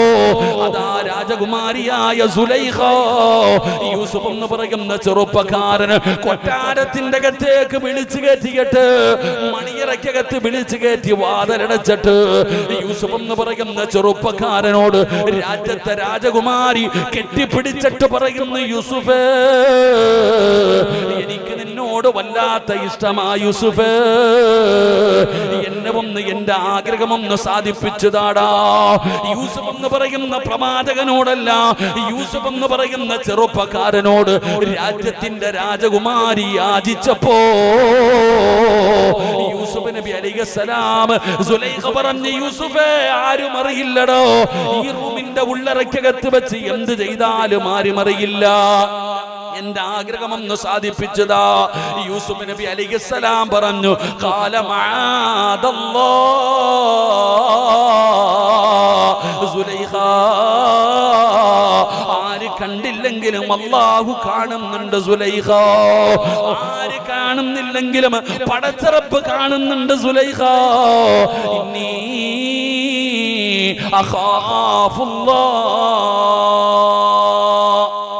ഒരാൾക്ക് അല്ലാഹു രണ്ട് സ്വർഗം ഓഫർ ചെയ്യുന്നുണ്ട്. രണ്ട് സ്വർഗം നിസ്കരിക്കുന്നവനല്ല, ഹജ്ജ് ചെയ്ത ഹാജിക്കല്ല, ഖുർആൻ പഠിച്ച ഹാഫിളിനല്ല. അൽഹംദുലില്ലാ, ഞാൻ ഇപ്പൊ വരുമ്പോ ഒരു ഹിഫ്ള് കോളേജ് സന്ദർശിച്ചിട്ടാ വരും. നിങ്ങളുടെ നാട്ടില് ഇവിടുന്ന് പരിസരത്തല്ല, ഷംസുൽ ഹുദ എന്ന് പറഞ്ഞ ഒരു ഹിഫ്ളുൽ ഖുർആൻ സ്ഥാപനം, 10-24 മക്കൾ പഠിക്കുന്നുണ്ട്. എല്ലാം ചെറിയ കുട്ടികൾ. അൽഹംദുലില്ലാഹ്, അള്ളാഹുവിന്റെ പരിശുദ്ധമായ ഖുർആൻ പഠിപ്പിക്കുന്ന ഒരു സ്ഥാപനം ഷംസുൽ ഹുദ എന്ന് പറഞ്ഞ് നിങ്ങളുടെ പരിസരത്ത്. എന്റെ പ്രിയപ്പെട്ട ഉസ്താദാണ് അവിടുത്തെ പ്രിൻസിപ്പാൾ ഹലീൽ ഹുദവീസ്, ഹലീൽ ഉസ്താദ്. അള്ളാഹു ആഫിയത്തുള്ള ദീർഘായുസ്സ് കൊടുക്കുമാറാകട്ടെ. ഞാനിപ്പോ സന്ദർശിച്ചിട്ടാ വരുന്നത്. അൽഹംദുലില്ലാഹ്, ഈ നാടിന്റെ വെളിച്ചമായ ഒരു ഹിഫ്ളുൽ ഖുർആൻ സ്ഥാപനം അള്ളാഹു ഖിയാമത്ത് നാൾ വരെ അള്ളാഹു നിലനിർത്തി കൊടുക്കുമാറാകട്ടെ. അള്ളാഹു ഖിയാമത്ത് നാൾ വരെ നിലനിർത്തി കൊടുക്കുമാറാകട്ടെ. ആരൊക്കെ അതിനെ സഹായിച്ചോ സഹകരിച്ചോ അള്ളാഹു അർഹമായ പ്രതിഫലം കൊടുക്കുമാറാകട്ടെ. ഞാനിപ്പോ സന്ദർശിച്ചിട്ടാ വന്ന്. ചെറിയ മക്കൾ, എല്ലാം ചെറിയ കുട്ടികൾ. ഇവിടെയൊക്കെ മക്കൾ മൊബൈലും വാട്സപ്പും ഫേസ്ബുക്കും സൈക്കിളും ബൈക്കുമായിട്ട് നടക്കുന്ന സമയത്ത് അള്ളാഹുവിന്റെ പരിശുദ്ധമായ ഖുർആൻ പഠിക്കുന്ന ചെറിയ മക്കൾ. അൽഹംദുലില്ലാഹ്, അള്ളാഹു അവരുടെ മാതാപിതാക്കൾക്ക് അള്ളാഹു സ്വർഗ്ഗം കൊടുക്കുമാറാകട്ടെ. അള്ളാഹു സ്വർഗ്ഗം കൊടുക്കുമാറാകട്ടെ. ആമീൻ പറ. അള്ളാഹു സ്വർഗ്ഗം കൊടുക്കുമാറാകട്ടെ. നിങ്ങളുടെ ഒന്നും വീട്ടിലില്ലല്ലോ. നിങ്ങളുടെയൊക്കെ മക്കളിൽ ആരെങ്കിലും എന്ത് ഹാഫിളുകളും ആലിമ്യങ്ങളും ആക്കാത്ത എന്ത്? ആ കൊച്ചുമക്കള്, എന്റെ ഭാര്യ എന്റെ മകൻ ഖുർആൻ പഠിക്കാൻ പോയിട്ടുണ്ട്, എന്റെ പൊന്നുമോൻ ഖുർആൻ പഠിക്കാൻ പോയിട്ടുണ്ട്. 2 ദിവസം മുമ്പ് അവനെ കാണാൻ പോയിട്ട് വന്നു. ഞാൻ നോക്കുമ്പോ എന്റെ ഭാര്യ അടുക്കളയിൽ പോയി നിന്ന് കരയുക. ഓൾ അടുക്കളയിൽ പോയി നിന്ന് കരയുക. എനിക്ക് വിഷമമുണ്ട്, എന്റെ മോൻ പോയി നിൽക്കുക. പക്ഷെ നമ്മൾ പഠിച്ചവരായതുകൊണ്ട് നമുക്ക്, ഞങ്ങൾ കാണാൻ പോയിട്ട് തിരിച്ചിറങ്ങി വരുമ്പോൾ അവനിങ്ങനെ മതില് മറയുന്നത് വരെ ഇങ്ങനെ നോക്കി നോക്കി നിൽക്കുന്നുണ്ട്. ഞാൻ നോക്കുമ്പോൾ എന്റെ ഭാര്യ അടുക്കളയിൽ നിന്ന് കരയുന്നു, ബാത്റൂമിന്റെ അവിടെ പോയി നിന്ന് കരയുന്നു. മക്കളോടുള്ള സ്നേഹമോടോ. എന്നാൽ എന്തിന്റെ പേരിലാണോ നമ്മളൊക്കെ നമ്മുടെ മക്കളെ കൊണ്ട്, ആ കൊച്ചു മക്കളെ കണ്ടപ്പോൾ ഞാൻ ചിന്തിച്ചു പോയി, ആ കുട്ടികളെ മാതാപിതാക്കൾ കൊണ്ടുവിട്ടിരിക്കുന്ന ഖുർആനിനോടുള്ള മഹബത്ത്. അള്ളാഹു മക്കളെയൊക്കെ ഹാഫിളീങ്ങളാക്കി കൊടുക്കുമാറാകട്ടെ. ഇവിടെ സ്ഥാപനമൊന്നുമില്ല, ഇവിടെ സ്ഥാപനമൊന്നുമില്ല.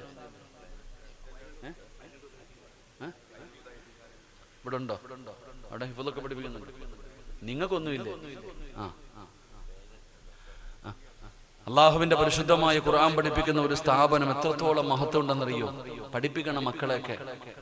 ഖുർആൻ പഠിക്കുന്ന കുട്ടികളെ എടാവാടാന്ന് പോലും വിളിക്കാൻ പാടില്ല എന്ന്. അതാ ബഹുമാനം, വേറെ ഒന്നും വേണ്ട. മക്കളെ എടാന്ന് വിളിക്കത്തില്ലേ? ഡാ എന്ന് വിളിക്കത്തില്ലേ കുട്ടികളെയൊക്കെ?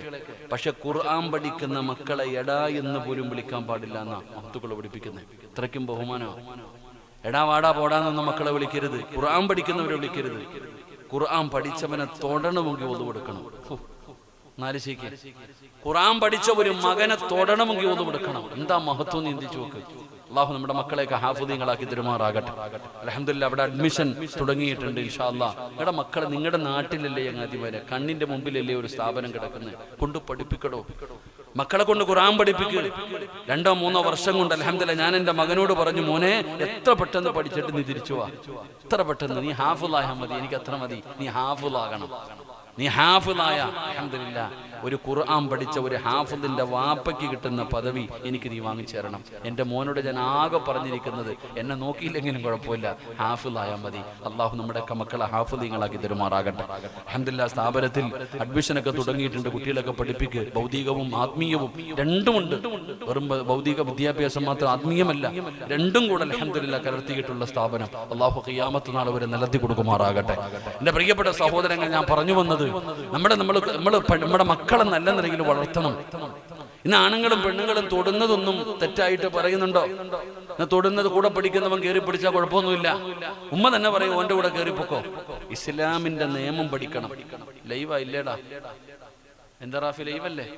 പറഞ്ഞു കഴിഞ്ഞാൽ ചില ഭാഗത്തായി പോകും. അതുകൊണ്ടാ പെണ്ണുങ്ങളെ കുറിച്ച് എന്തെങ്കിലും പറയാൻ തന്നെ പേടിയാ. 10-29 കേസുണ്ട്. അള്ളാഹു സമാധാനം തരുമാറാകട്ടെ. എല്ലാം പ്രസംഗിച്ചട്ടാ. പെണ്ണുങ്ങളെ തല്ലാൻ പറ്റുന്ന 5 സമയമുണ്ടെന്ന് 9.5 കൊല്ലം മുമ്പ് പ്രസംഗിച്ചതാ. ഇപ്പോഴും കേസ് നടക്കുന്നുണ്ട്. എന്താ അവസ്ഥ? അവരെ കുറിച്ച് എന്തെങ്കിലും പറഞ്ഞ അകത്ത. അള്ളാഹു കാത്തിരക്ഷിക്കുമാറാകട്ടെ.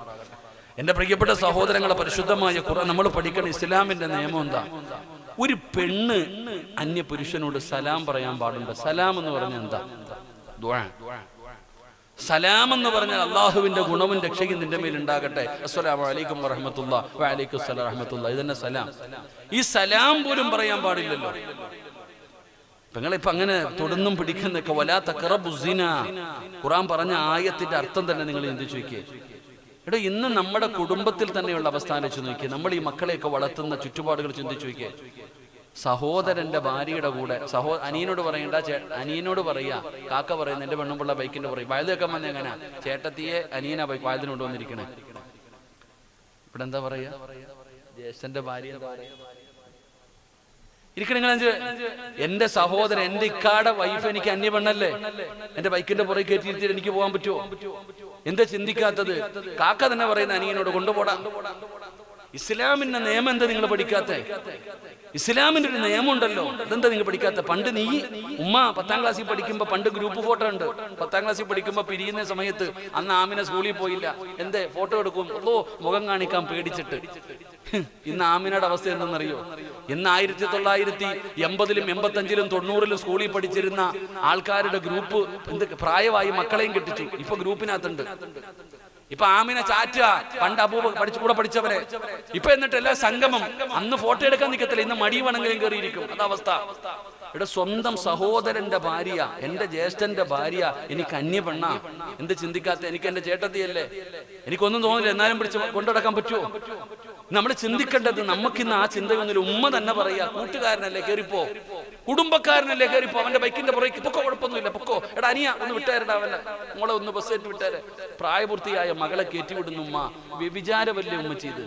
നീ അള്ളാന്റെ മുമ്പിൽ നിന്നെ പടച്ചുറപ്പ് വെറുതെ വിടൂ? നീ എന്താ ചിന്തിക്കാത്ത? തൊടലും പിടിക്കലൊക്കെ എന്തോ വലിയ തെറ്റാ. നീ വിചാരിച്ചിരിക്കുന്ന പോലെ മഹാനായ അബൂ ഹുറൈറ തങ്ങൾ നബിതങ്ങൾ പറഞ്ഞല്ലോ, വ്യഭിചാരം എന്ന് പറയുന്നത് നീ ഉദ്ദേശിക്കുന്നത് ഒരു പെണ്ണിന്റെയും ആണിന്റെയും ഗുഹ്യഭാഗങ്ങൾ ചേരുന്നതിന് മാത്രമല്ല വ്യഭിചാരം എന്ന് പറയണേ.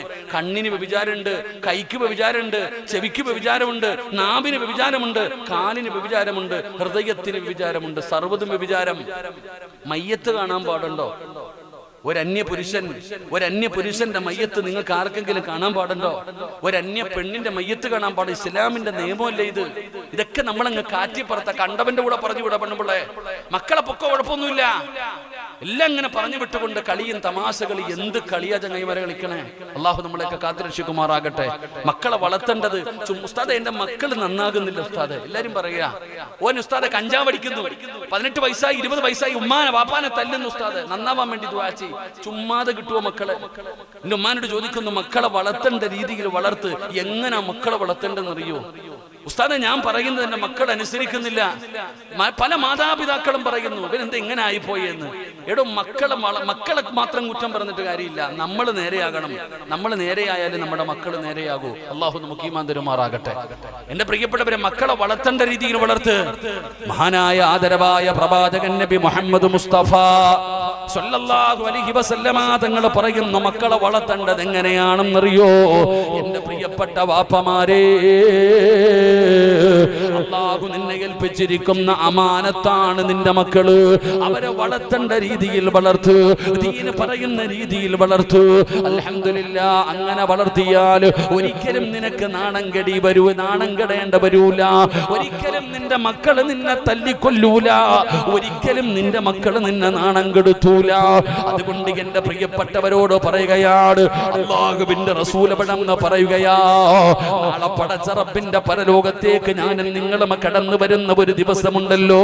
ഇസ്രാഫീൽ എന്ന് പറയുന്ന മലക്ക് സൂർ എന്ന് പറയുന്ന കാഹളത്തിൽ രണ്ടാമത് മൂതുമ്പോ പള്ളിപ്പരമ്പല ഖബറിനകത്ത് നിന്ന് എഴുന്നേറ്റ് വരികയാണ്.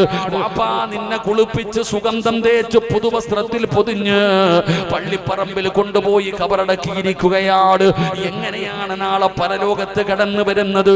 പട്ടിയുടെ കോലത്തിൽ, പന്നിയുടെ കോലത്തിൽ, കഴുതയുടെ രൂപത്തിൽ നടന്നു വരുന്നവർ, ഇടഞ്ഞു വരുന്നവർ, മുഖത്ത് മാംസമില്ലാത്തവർ, കുഷ്ഠരോഗികളെ പോലെ വരുന്നവർ, പല പല വിഭാഗങ്ങളായി എന്റെ ഉമ്മത്ത് നാളെ പരലോകത്ത് കടന്നു വരുമെന്ന് മുത്തുനബി പഠിപ്പിക്കുമ്പോ, എന്റെ പ്രിയപ്പെട്ട സഹോദരാ,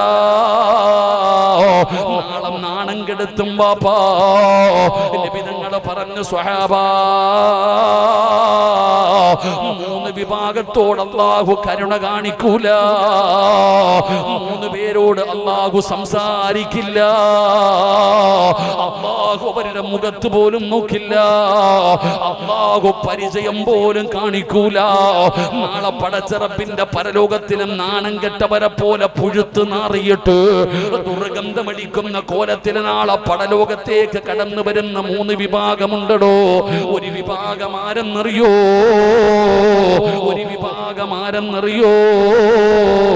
തന്റെ ഭാര്യയും മക്കളും തെറ്റ് ചെയ്യുന്നത് കണ്ടിട്ട്, വാപ്പാ നിനക്കറിയാമത് പാപമാ, നിനക്കറിയാമത് പാപമാണെന്ന്.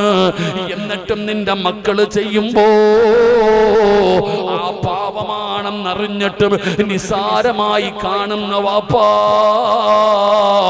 നിന്നെ അല്ലാഹു വെറുതെ വിടത്തില്ലെന്ന് ആദരവായ പ്രവാചകൻ നബി മുഹമ്മദ് മുസ്തഫ അലൈഹി വസല്ലമ തങ്ങൾ പറയുന്നു, നിനക്കറിയാം അത് പാപമാണെന്ന്, നിനക്ക് ഉറപ്പാ പാപമാണെന്ന് നിനക്കറിയാം, എന്നാലും നീ തിരുത്തൂല. മക്കളായതുകൊണ്ട് ഭാര്യയായതുകൊണ്ട് തെറ്റുതിരുത്തി കൊടുക്കൂല. എന്റെ പ്രിയപ്പെട്ട സഹോദരങ്ങൾ, ഇതൊക്കെ തെറ്റാണെന്ന് നമുക്കറിയാം, ഇതൊക്കെ പാപമാണെന്ന് നമുക്കറിയാം. തൊടുന്നത്, സലാം പറയുന്നത് പാപമാണെങ്കിൽ, ഒരു അന്യ പെണ്ണ് അസ്സലാമു അലൈക്കും എന്ന ദുആ എന്ന സലാം പറയൽ ഒരു പാപമാണെങ്കിൽ, ബാക്കി നിങ്ങൾ പറ പാപമല്ലേ? ഇന്ന് നമ്മുടെ കുടുംബങ്ങളിൽ, നമ്മുടെ വീടുകളിൽ നടക്കുന്ന പരിപാടികൾ എന്താ? ഒരതിരുകളില്ലടോ.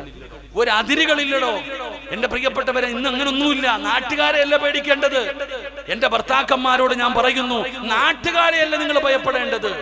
നബി തങ്ങൾ പഠിപ്പിച്ചു തന്നു, നിങ്ങൾ ഏറ്റവും കൂടുതൽ സൂക്ഷിക്കേണ്ടത് നിങ്ങളുടെ കുടുംബത്തിലെ അകന്ന ചെറുപ്പക്കാരെയാണെന്ന് നബിയുനാ റസൂലുള്ളാഹി. ഉറക്കെ പറഞ്ഞു നബിയുനാ റസൂലുള്ളാഹി. എടാ അയൽവാസി, നാട്ടുകാരന് നീ വീട്ടിൽ കയറ്റത്തില്ല, പക്ഷെ നിന്റെ കുടുംബത്തിൽ അകന്ന ചെറുപ്പക്കാരന് നിന്റെ പെണ്ണുമ്പിള്ളയുടെ കൂടെ അടുക്കളയിൽ പോയി നിൽക്കാനുള്ള അവകാശം നീ കൊടുക്കും. കുടുംബത്തിൽ അകന്ന ചെറുപ്പക്കാരെ നിങ്ങൾ സൂക്ഷിക്കണം. എന്റെ പ്രിയപ്പെട്ട സഹോദരങ്ങളെ, മക്കളെ വെറുതെ അല്ല, മക്കളെ വളർത്തേണ്ടത് എങ്ങനെ ഖുർആൻ പറയുന്നുണ്ട്. ഇന്ന് തുറന്നിട്ടുണ്ട് നടക്കുകയാണും പെണ്ണും. ഔറത്ത് പോലും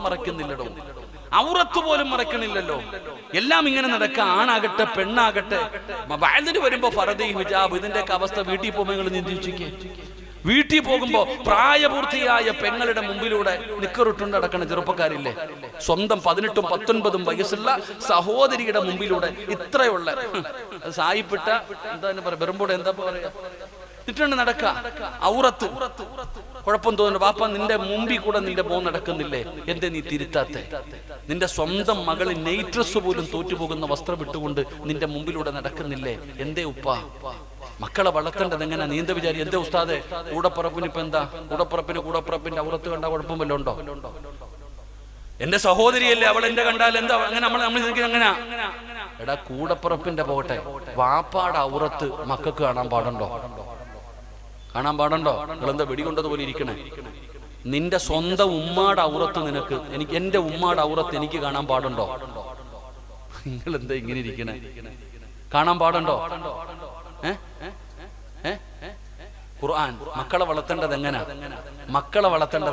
ഖുർആൻ പറയുന്നു, 3 സമയങ്ങളിൽ നിങ്ങൾ പഠിക്കണം. മക്കളെ വളർത്തേണ്ടത് എങ്ങനെയാന്ന് പഠിപ്പിക്കണം. സെക്സ് പടം കാണുന്ന ഒരുമിച്ചിരുന്ന ഉമ്മായും മക്കളും കൂടെ, ഉമ്മായും വാപ്പായും മക്കളും കൂടെ ഒരുമിച്ചിരുന്നിട്ട് ഇന്നൊരു ഫിലിം സമാധാനത്തോടെ ഒരു പെണ്ണുപിള്ളയ്ക്ക് ഭർത്താവിന് ഇരുന്ന് കാണാൻ പറ്റുമോ?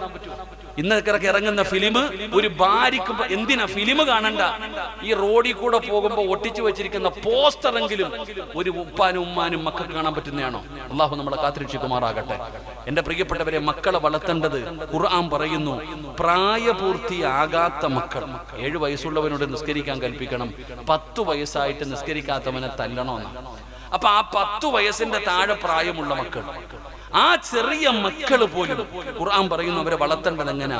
3 സമയങ്ങളിൽ മാതാപിതാക്കളുടെ അനുവാദം ചോദിക്കാതെ ബെഡ്റൂമിൽ കയറരുത് എന്ന് അള്ളാഹുവിന്റെ വിശുദ്ധ ഖുർആൻ. അള്ളാഹു നമുക്ക് ഈമാൻ നൽകുമാറാകട്ടെ. ഈ 10 വയസ്സിന്റെ താഴെ പ്രായമുള്ള മക്കൾ, വലിയവന്റെ കാര്യമല്ല, ഈ പ്രായപൂർത്തിയാകാത്ത മക്കൾ മാതാപിതാക്കളുടെ ബെഡ്റൂമിന്റെ അകത്ത് കയറണമെങ്കിൽ അനുവാദം ചോദിക്കണം. 3 സമയങ്ങളിൽ വാതിലി തട്ടിയിട്ട് ഉമ്മാ ഉപ്പ ഞാൻ കയറി വരട്ടെ എന്ന അനുവാദം ചോദിച്ചിട്ടേ റൂമിനകത്ത് കയറാൻ പാടുള്ളൂ എന്ന് അള്ളാഹുവിന്റെ വിശുദ്ധ ഖുർആൻ. അള്ളാഹു നമുക്ക് ഈമാൻ നൽകുമാറാകട്ടെ. ബക്കറ്റ് എടുക്കാൻ സമയമായപ്പോ ഇതിങ്ങനെ ബക്കറ്റ് എടുക്കാൻ എല്ലാവരും ഇങ്ങനെ നിൽക്കുമ്പോൾ തന്നെ നമുക്ക് ഇങ്ങനെ അൽഹംദുലില്ലാ, എന്തായാലും നല്ല കാര്യമല്ലേ. അള്ളാഹു നമുക്ക് തരുന്നൊരു അവസരം, അള്ളാഹുവിനോട് ബർക്കത്ത് ചോദിക്കാൻ പറഞ്ഞ മാസമാണ് റജബുന് ഷഹൂറുള്ള അള്ളാഹുടെ മാസമാ. അല്ലാഹുമ്മ ബാരിക് ലനാ ഫീ റജബിൻ വ ശഅബാൻ, ബർക്കത്ത് ചോദിക്കാൻ പറഞ്ഞ ഒരു മാസം. അൽഹംദുലില്ലാ, സംഘാടകർ ബക്കറ്റുമായി നിങ്ങളുടെ മുമ്പിലേക്ക് കടന്നു വരുന്നു. എല്ലാവരും മനസ്സറിഞ്ഞുകൊണ്ടൊരു സദഖ. എന്റെ പ്രിയപ്പെട്ടവരെ, ഒരാളുടെയും 5 പൈസ അള്ളാഹ്ന് ആവശ്യമൊന്നുമില്ല. നിനക്ക് ആവശ്യമുണ്ടെങ്കിൽ നീ കൊടുത്താൽ മതി. അള്ളാഹുവിന് നമ്മളുടെ ആരുടെയും 5 നയാ പൈസ വേണ്ട. അത് കൊടുക്കുന്നത് കൊണ്ടുള്ള പ്രയോജനം നമുക്ക് തന്നെയാണ്. സദഖ വിപത്തുകളെ തട്ടിമാറ്റുമെന്ന് ആദരവായ പ്രവാചകൻ നബി മുഹമ്മദ് മുസ്തഫ. സദഖ വിപത്തുകളെ തട്ടിമാറ്റും, അപകടങ്ങൾ. എന്റെ പ്രിയപ്പെട്ടവരെ, ഇന്ന് നമ്മൾ എല്ലാവരും ഒരു വീഡിയോ കണ്ടു. ഒരു കുടുംബത്തിലെ 4 മക്കൾ ഒരുമിച്ച് ഇങ്ങനെ നിരത്തി, 14, 12, 8 അങ്ങനെ നിരത്തിയിട്ട് 4 മക്കളുടെ ഖബർ, സങ്കടത്തോടെ ഇരിക്കുന്ന പ്രിയപ്പെട്ട പിതാവിന്റെ ഒരു ഫോട്ടോ. അല്ലാഹുവേ, ആ കുടുംബത്തിന് നീ സ്വർഗം കൊടുക്കണേ അല്ലാഹ്. ഇത്ര വലിയ ഭാഗ്യവാൻ ഒരു കുടുംബത്തിൽ. എന്റെ പ്രിയപ്പെട്ട സഹോദരങ്ങളെ, എന്തൊരു വേദനയായിരിക്കും. 4 അത്ര പേരാ എൻ്റെ പ്രിയപ്പെട്ടവരെ ഒരു കുടുംബത്തിൽ ഇങ്ങനെ കളിച്ചു തിരിച്ചു നടക്കുന്ന മക്കൾ. അവരെത്ര വലിയ ഭാഗ്യവാന്മാരെന്നറിയോ? ഒരാളുടെ 3 മക്കളെ അള്ളാഹു മരിപ്പിച്ചു കളഞ്ഞാൽ, ഒരാളുടെ പ്രായപൂർത്തിയാകാത്ത 3 മക്കൾ അള്ളാഹു തിരിച്ചെടുത്താൽ അതിന് പകരം സ്വർഗമാണ് പ്രതിഫലമെന്ന് നബിയുനാ റസൂലുള്ളാഹി സ്വല്ലല്ലാഹു അലൈഹി വസല്ലം. ആ മാതാപിതാക്കൾക്ക് സ്വർഗമാണ്. നമ്മളതൊക്കെ പറയുമ്പോഴും അവരുടെ സങ്കടം ഒന്ന് ചിന്തിക്കണം. നമ്മൾ ഇതിനകത്ത് പഠിക്കേണ്ട ചില പാഠങ്ങളുണ്ട്. ഒരു കുടുംബത്തിലെ എല്ലാവരും കൂടെ ഒരുമിച്ചൊരു വാഹനത്തിൽ യാത്ര ചെയ്യാൻ പാടില്ല എന്ന്. ഒരു വീട്ടിലെ എല്ലാവരും കൂടെ ഒരുമിച്ചൊരു വാഹനത്തിൽ യാത്ര ചെയ്യാൻ പാടില്ല.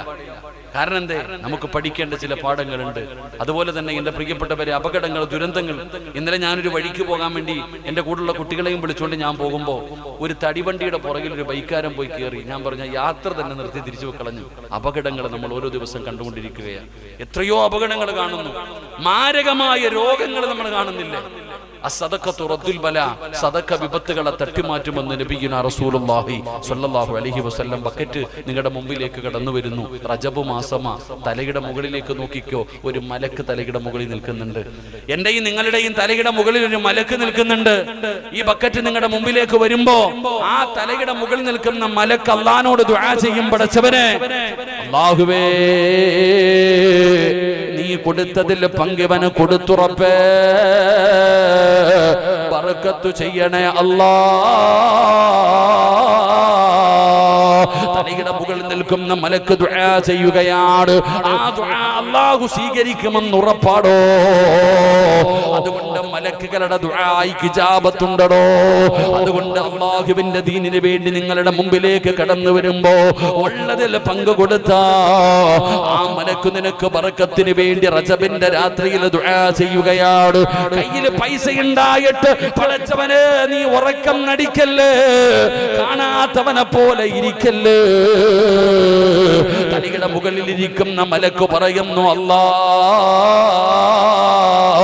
നീ കൊടുത്തത് ഇവന് പിടിച്ചു വെച്ചു പടച്ചവര്, നീ കൊടുത്തത് ഇവൻ പിടിച്ചു വെച്ചു പടച്ചവര്, ഇതുപോലെ നീയും പിടിച്ചു വെക്കണേ അല്ലാ. അത് എതിരായി പോകും സഹോദരാ. അതുകൊണ്ട് മനസ്സറിഞ്ഞുകൊണ്ട് അല്ലാഹു തന്നതിൽ നിന്നൊരൽപ്പം കൊടുക്ക്. നേട്ടം നിനക്കേ ഉള്ളൂ.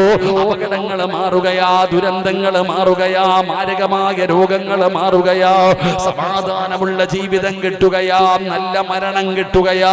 അൽഹംദുലില്ലാഹ്, കൊടുക്കുന്നത് കൊണ്ട് ഒരുപാട് പ്രയോജനങ്ങളാണ്. അതുകൊണ്ട് മനസ്സറിഞ്ഞുകൊണ്ടൊരു സദഖ കൊടുക്ക്. അല്ലാഹുവേ,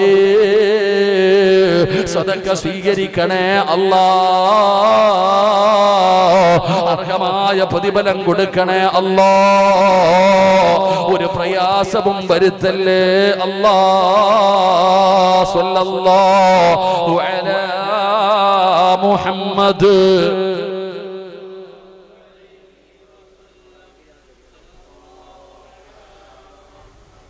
സല്ലല്ലാഹു അലൈഹി വസല്ലം. അല്ലാഹുമ്മ സ്വല്ലി അലാ മുഹമ്മദ് യാ റബ്ബി സ്വല്ലി അലൈഹി വസല്ലം. അല്ലാഹു സ്വീകരിക്കുമാറാകട്ടെ, അല്ലാഹു സ്വീകരിക്കുമാറാകട്ടെ. അല്ലാഹു എല്ലാവർക്കും ബർക്കത്ത് ചെയ്യുമാറാകട്ടെ. മൈക്ക് സെറ്റുകാരൻ എന്തേപ്പാ? ഞാൻ ഇരുന്നോട്ടേപ്പാ. ഒന്നാമതേ നടുവേദന സുഖമൊന്നും ഇല്ല. ഇങ്ങനെ ദൂരത്തേക്കുള്ള യാത്ര ചെയ്ത് വഴുതു പറയുന്നതൊക്കെ വളരെ കുറവാണ്. പിന്നെ ഇരിക്കാൻ വയ്യ. തങ്ങളൊക്കെ ഇവരൊക്കെ ഇരിക്കുന്ന മജ്‌ലിസിൽ ഞാൻ എനിക്കൊരു പ്രയാസമായതുകൊണ്ടാണ് ഇരിക്കാത്തത്. ഇരുന്നോട്ടെ, കുഴപ്പമില്ലല്ലോ.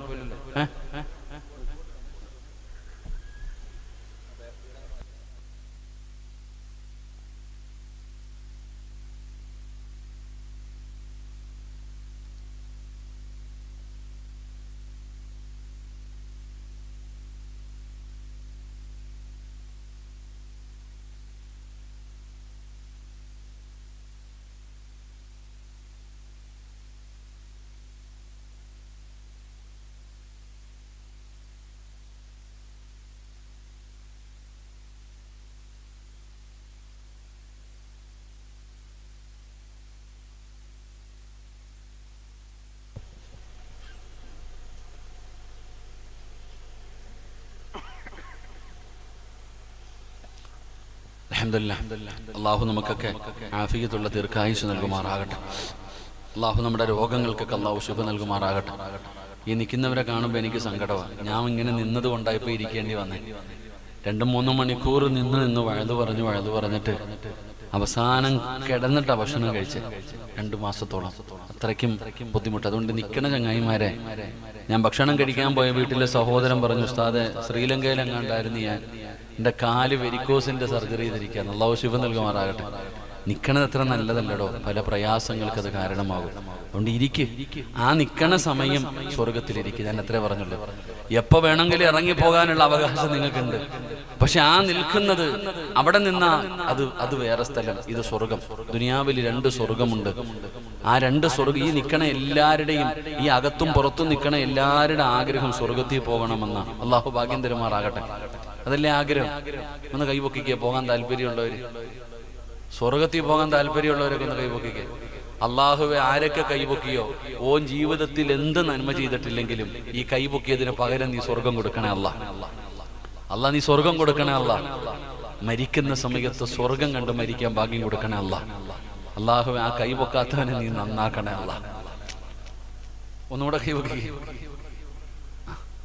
നോക്കി. അപ്പൊ ഇരിക്കണ എല്ലാത്തിന്റെ ആഗ്രഹം സ്വർഗത്തിൽ പോകണമെന്ന്. ഈ പുറത്ത് നിൽക്കണ കാക്ക, ദുനിയാവിൽ 2 സ്വർഗമേ ഉള്ളൂ. ഒന്ന് മദീനത്ത് നബിതങ്ങളുടെ റൗളയുടെ മിമ്പറിന്റെയും ഇടയിലുള്ള ആ സ്ഥലം. പിന്നെ ഒരു സ്വർഗം ഇൽമു പറയുന്ന മജ്ലിസ. കണ്ണിന്റെ മുമ്പിൽ സ്വർഗം കണ്ടിട്ട് നീ കേറിയിരിക്കുന്നില്ലെങ്കിൽ ഒന്ന് ചിന്തിച്ചു നോക്കി. അതാ സങ്കടം. കണ്ണിന്റെ മുമ്പിൽ സ്വർഗം, ഒരു റോഡിന്റെ ഇക്കരെ സ്വർഗം ഇല്ല. അല്ല, ഞാൻ പുറത്തേ നിൽക്കൂന്ന് പറഞ്ഞാൽ ചിലപ്പോൾ നാളെ പുറത്തായി പോകും. അല്ലാഹു കാത്തിരക്ഷിക്കുമാറാകട്ടെ. അതുകൊണ്ടാണ് ഞാൻ ആദ്യം പറഞ്ഞത് ഒന്നീ കേറിയിരിക്കുക, അല്ലെങ്കിൽ പോയേക്കാൻ പറഞ്ഞതുകൊണ്ട്. കാരണം നിങ്ങളോടുള്ള വെറുപ്പോ ദേഷ്യമോ ഒന്നുമല്ല, ശാരീരികമായി പല പ്രയാസങ്ങൾ ഉണ്ടാകും. അതുകൊണ്ട് പുറത്ത് നിൽക്കുന്ന ചങ്ങായിമാരെ, ഞാൻ എപ്പം നിർത്തിയ 1/2 മണിക്കൂറേ ഉള്ളൂ, ഇനി എല്ലാം കൂടെ കയറിയിരിക്കാൻ പറ്റുമെങ്കിൽ ഇരിക്കുക. അള്ളാഹു നമ്മളെയൊക്കെ നന്നാക്കി തരുമാറാകട്ടെ. ഖുർആൻ പറയുന്നു, 3 സമയങ്ങളിൽ മാതാപിതാക്കളുടെ റൂമിന്റെ അകത്ത് മക്കൾ കയറണമെങ്കിൽ അനുവാദം ചോദിക്കണം. നിങ്ങൾക്ക് ബോറടിക്കണുണ്ടോ? നിങ്ങൾക്ക് എന്തോ ഒരു മടുത്ത പോലെ തുടങ്ങുന്നു. കുഴപ്പമൊന്നുമില്ലല്ലോ. താത്തമാരൊക്കെ കേട്ടോ. 3 സമയങ്ങളിൽ പ്രായപൂർത്തിയാകാത്ത മക്കള് വാപ്പായും ഉമ്മായും ബെഡ്റൂമിലുണ്ടെങ്കിൽ, റൂമിലുണ്ടെങ്കിൽ ചോദിക്കാതെ കയറാൻ പാടില്ല. 3 സമയം ഏതാ? 1 വെളുപ്പാങ്കാലം, 2 ഉച്ചയ്ക്ക് ഭക്ഷണം കഴിച്ചിട്ട് കിടക്കുന്ന സമയം, 3 രാത്രി. ഈ 3 സമയങ്ങളിൽ അനുവാദം ചോദിക്കാതെ റൂമിന്റെ അകത്ത് കയറാൻ പാടില്ല. എന്താണ് ഈ സമയത്തിന്റെ പ്രത്യേകത? ഈ സമയത്തിന്റെ പ്രത്യേകത എന്താ? നിങ്ങൾക്ക് പ്രായമുള്ളവരൊന്നും വിചാരിക്കരുത്. ഞാനൊരു ഉദാഹരണം പറയാം, നിങ്ങൾ വേറൊന്നും വിചാരിച്ചേക്കരുത്. ഒരു ഉദാഹരണം ഞാൻ പറഞ്ഞു തരാം. ഈ ആണുങ്ങളൊക്കെ രാത്രി കിടക്കുമ്പോൾ ഒരു മുണ്ടെടുത്തിട്ട് കിടന്നുറങ്ങും. കൊടുത്തൂല്ലേ? നിങ്ങൾ എന്താ ഇങ്ങനെ ഇരിക്കണേ? രാത്രി കിടക്കുമ്പോൾ ഒരു മുണ്ടെടുത്തിട്ട് കിടന്നുറങ്ങൂല്ലേ? വെളുപ്പാങ്കാലത്ത് ഉറക്കത്ത് നിന്ന് എഴുന്നേക്കുമ്പോ ആദ്യം തിരയുന്നത് എന്താ? ആ മുണ്ടല്ലേ? നമ്മൾ രാത്രി കിടന്നുറങ്ങുമ്പോൾ ഒരു മുണ്ടെടുത്തിട്ട് കിടന്നുറങ്ങും. രാവിലെ എന്റെ മുണ്ടെന്താ? കിടക്കുന്നത് കാക്ക അഴിയത് കിടക്കുന്നത് അല്ലേ? നമ്മൾ ആ മുണ്ട് ചിലപ്പോൾ നമ്മൾ ഉറക്കത്തിൽ അഴിഞ്ഞു പോകും. നിങ്ങൾ ചിന്തിക്ക്, ഖുർആൻ പറഞ്ഞു നോക്ക്. ആ വെളുപ്പാങ്കാല സമയത്ത് ഒരു മകനോ ഒരു മകളോ അനുവാദം ചോദിക്കാതെ റൂമിൽ കയറി വന്ന ഗോപക്കടപ്പുറത്താ സായിപ്പ് അടക്കണ പോലെ വാപ്പ അടക്കണം. നലിച്ചിക്ക്. നിങ്ങളുടെ മാക്സിയുടെ കാര്യം ഞാൻ പറയൂല, അത് പോട്ടെ. രാവിലെ 5 മണിക്ക് 4 മണിക്ക് ഒരു കുട്ടി വാപ്പാടെ റൂമിന്റെ അകത്ത് വരുമ്പോ വാപ്പ മുണ്ടില്ലാതെ കിടക്ക. ഇതുകൊണ്ടാണ് അള്ളാഹു പറഞ്ഞത് ചോദിക്കാതെ കയറരുതെന്ന്. എടോ, സ്വന്തം വാപ്പാടെ ഔറത്ത് കൊച്ചുകുട്ടികൾക്കല്ല, പ്രായപൂർത്തിയായവന് കണ്ട എന്തെങ്കിലും തോന്നുമോ? ഒന്നും തോന്നില്ല. എന്നിട്ട് പോലും അള്ളാഹു പറഞ്ഞു മക്കളെ വളർത്തുമ്പോ സൂക്ഷിക്കണം. സ്വന്തം വാപ്പയുടെ ഔറത്താണെങ്കിലും ഉമ്മയുടെ ഔറത്താണെങ്കിലും നീ കുഞ്ഞിനെ റൂമിനകത്തിരുത്തിയിട്ട് വാതിലടച്ചിട്ട് ബാത്റൂമിന്റെ വാതിൽ തുറന്നിട്ടിട്ട് വിളിക്കും. പാട്ട് വിട്ട് ഉമ്മ ഇങ്ങനെ. ചിലപ്പോ മക്കളെയും വിളിച്ചിട്ട്, ഇതാണല്ലോ നമുക്കൊന്നില്ല, അതിന്റെ കൂടെ കുട്ടികളെയും കൂടെ കയറി നിർത്തിയിട്ട് എത്രത്തോളം സൂക്ഷിക്കണം എന്ന് എനിക്ക് അറിയാഞ്ഞിട്ടാ. കൊച്ചു കുട്ടികൾ പെട്ടെന്ന് കാര്യങ്ങൾ മനസ്സിലാക്കും, വലിയവരെ പോലല്ല. ആ ചുട്ടയിലെ ശീലം ചെറിയ കുട്ടികളുടെ ആ ഒരു ചിന്ത. അല്ലെങ്കിൽ നിങ്ങൾ ഒരു ഉദാഹരണം ചിന്തിച്ചാൽ മതി. നിങ്ങളുടെ മക്കൾ, ഈ ചെറിയ കുട്ടികൾക്ക് പെട്ടെന്ന് കാര്യങ്ങൾ മനസ്സിലാവും. വലിയവരെ കാര്യം എളുപ്പത്തിൽ അവർക്കിപ്പം കാര്യം. ഇപ്പോഴത്തെ പിള്ളമാർക്കൊക്കെ പിന്നെ പാപ്പാക്ക് യൂട്യൂബ് എടുക്കുന്ന അറിയോ, ഇൻസ്റ്റാഗ്രാം, അതിന്റെ യോതിയില്. എന്റെ വീട്ടിലെ ചെറിയ സാധനം ഞാൻ നോക്കുമ്പോ പടച്ചോനെ എന്താ പറയാ, ഗെയിം ഡൗൺലോഡ് ചെയ്ത് വെച്ചിരിക്കാൻ എനിക്കറിയില്ല അതെങ്ങനെ ചെയ്യേണ്ടതെന്ന്. നമ്മുടെ മക്കളൊക്കെ അല്ലാഹു എല്ലാത്തിനെയും നന്നാക്കി തരുമാറാകട്ടെ. ഇവിടെ നമ്മുടെ മക്കൾ ഇത് കാണും. വാപ്പയുടെ ഔറത്താണെങ്കിലും ഉമ്മയുടെ ഔറത്താണെങ്കിലും ആ ചെറിയ മക്കൾ കണ്ടു കഴിഞ്ഞാൽ അവരുടെ ഭാവിയിൽ അത് ദോഷം ചെയ്യും. അതുകൊണ്ട് അള്ളാഹ് പറഞ്ഞ് കാണരുതെന്ന്. ഇനി പറ, വലിയ മക്കളുടെ അവസ്ഥ എന്താ? ഇന്നത്തെ അവസ്ഥ ചിന്തിക്കടോ. നമ്മൾ കാണിക്കും നമ്മുടെ മക്കളെ എത്രത്തോളം സൂക്ഷ്മതയോടുകൂടി നമ്മൾ വളർത്തണം. സങ്കടപ്പെട്ടിട്ട് കാര്യമില്ല. മക്കൾക്ക് പഠിപ്പിച്ചു കൊടുക്കേണ്ടത് പഠിപ്പിച്ചു കൊടുക്കണം. തെറ്റ് തെറ്റാണെന്ന് തന്നെ പറഞ്ഞു കൊടുക്കണം. അതിനാദ്യം നീ നന്നാകണം. നീ നന്നായാലല്ലേ, വാപ്പയല്ലേ മക്കളെ നന്നാക്കണ്ടേ, ഉമ്മയല്ലേ നന്നാക്കണ്ടേ. നമുക്കാർക്കാ 7 വയസ്സുള്ളവനോട് നിസ്കരിക്കാൻ കൽപ്പിക്കണം, 10 വയസ്സായിട്ട് നിസ്കരിക്കാത്തവനെ തല്ലണോന്നാ, തല്ലി നിസ്കരിപ്പിക്കണോന്നാ, എന്ന് മേലും നോവിച്ചിട്ട് നിസ്കരിച്ചില്ലെങ്കിൽ ഒരു വിരട്ടിലൊക്കെ വരട്ടണമെന്നാ. ഇപ്പൊ അതും ചെയ്യാൻ പറ്റത്തില്ല, അകത്തായി പോകും. ഇമാര് വല്ല കേസ് കൊടുത്ത അകത്താ. അള്ളാഹു കാത്തിരക്ഷിക്കുമാറാകട്ടെ. 10 വയസ്സായിട്ട് നിസ്കരിക്കാത്തവൻ എന്ത് ചെയ്യണമെന്നാ ഫിഖിന്റെ പണ്ഡിതന്മാർ അടിക്കണമെന്നല്ലേ? നിസ്കരിക്കാത്തതിന്റെ പേര് മക്കളെ തല്ലിയ ഏതെങ്കിലും ഒരു വാപ്പ ഉണ്ടെങ്കിൽ കൈവക്കിക്ക്. തിരിഞ്ഞൊന്നും നോക്കല്ലേ മക്കളെ, എന്തായാലും നിന്റെ വാപ്പ പൊക്കൂല, പേടിക്കണ്ട. ആരെങ്കിലും ഒന്ന് കൈവക്കാനുണ്ടോ? നിസ്കരിക്കാത്തതിന്റെ പേര് മക്കളെ തല്ലിയ ഏതെങ്കിലും ഉമ്മ? ഇല്ലടോ, ഇല്ല. കാരണം എന്തേ? നമ്മൾ ഈ പറഞ്ഞതിനർത്ഥം നമ്മുടെ മക്കൾ 5 വഖത്ത് നിസ്കരിക്കുന്നവരാണെന്നാണോ? അല്ല, നമുക്ക് അതിനുള്ള അർഹതയില്ലടോ. നമ്മളെങ്ങാനും വാപ്പ വടിയെടുത്തോണ്ട് മക്കളെ തല്ലാൻ പള്ളിയിൽ പോടാ എന്ന് അടിക്കാൻ പോയ അവൻ നമ്മളെ നോക്കിയിട്ട് ചിരിക്കും. ആദ്യം വാപ്പ ഒന്ന് പള്ളിയിൽ പോ, പിന്നെ എന്നെ ഉപദേശിക്കാം. ഇതാ നമ്മൾ നന്നാകണം. ഞാൻ പറഞ്ഞു വന്നത്, പടച്ചവനെ പെങ്ങളെ, അള്ളാഹുവിന്റെ പരിശുദ്ധമായ ഖുർആൻ അവിടെ നിന്ന് പറയുകയാണ്, ചെറുപ്പക്കാരാ, തെറ്റു ചെയ്യാൻ അവസരം കിട്ടുമടാ, ഇന്നാ ബിയർ കുടിക്ക്, ഫ്രീ ആണടാ, പൈസ തരണ്ടടാ, കുടിക്കടാ എന്ന് പറഞ്ഞ് കൂടെ പഠിക്കുന്നവര് നിന്റെ കൂടെ കൊണ്ടുവരും, തരും. ചെറുപ്പക്കാരാ, അള്ളാഹുവേ ഇത് ഹറാമാണ്, കുടിക്കാൻ പാടില്ല, നിങ്ങൾ എന്തു പറഞ്ഞാലും കുടിക്കില്ല എന്ന് പറയാനുള്ള ചങ്കൂറ്റമാണ് വേണ്ടത്. പെങ്ങളെ, കൂടെ പഠിക്കുന്ന ഫ്രണ്ട്സ് ഓടി വന്ന് കയ്യിൽ പിടിക്കുകയാ, ഒരാൺകുട്ടി വന്ന് പിടിക്കുകയാ, പറയണം എടുക്കടാ കയ്യ്, ഇത് വ്യഭിചാരമാണ്, അന്യ പെണ്ണിന്റെ ശരീരത്ത് തൊടുന്നത് വ്യഭിചാരമാണ്, എന്റെ ശരീരത്ത് തൊടാൻ പാടില്ല. ആര് പരിഹസിച്ചാലും ഒറ്റപ്പെടുത്തിയാലും കളിയാക്കിയാലും അത് പറയുന്ന പെണ്ണിന് അല്ലാഹു കൊടുക്കുന്ന പ്രതിഫലം വലിമൻ ഖാഫ മഖാമ റബ്ബിഹി ജന്നതാ. ഖുർആൻ ഇവിടെന്ന് പറയുകയാ, 2 സ്വർഗമാണ്. അതുകൊണ്ട് എന്റെ പ്രിയപ്പെട്ടവരോട് പറയുന്നു, നമ്മളാണ് ആദ്യം നന്നാകേണ്ടത്. നമ്മൾ നന്നായാ നമ്മുടെ മക്കൾ നന്നാകുമടോ, നമ്മുടെ ഭാര്യ നന്നാകുമടോ, നമ്മുടെ മക്കൾ നന്നാകുമടോ, നമ്മുടെ വീട് നന്നാകുമടോ. പെങ്ങളെ, നിങ്ങളോട് വാശിയും വൈരാഗ്യമൊന്നുമില്ല പെങ്ങള്. പ്രസംഗിക്കുന്ന ഉസ്താദന്മാര് നിങ്ങളെ കുറ്റം പറയുന്നു എന്നൊരിക്കലും നിങ്ങൾ കരുതരുത്. പെണ്ണേ, നീ നന്നായാ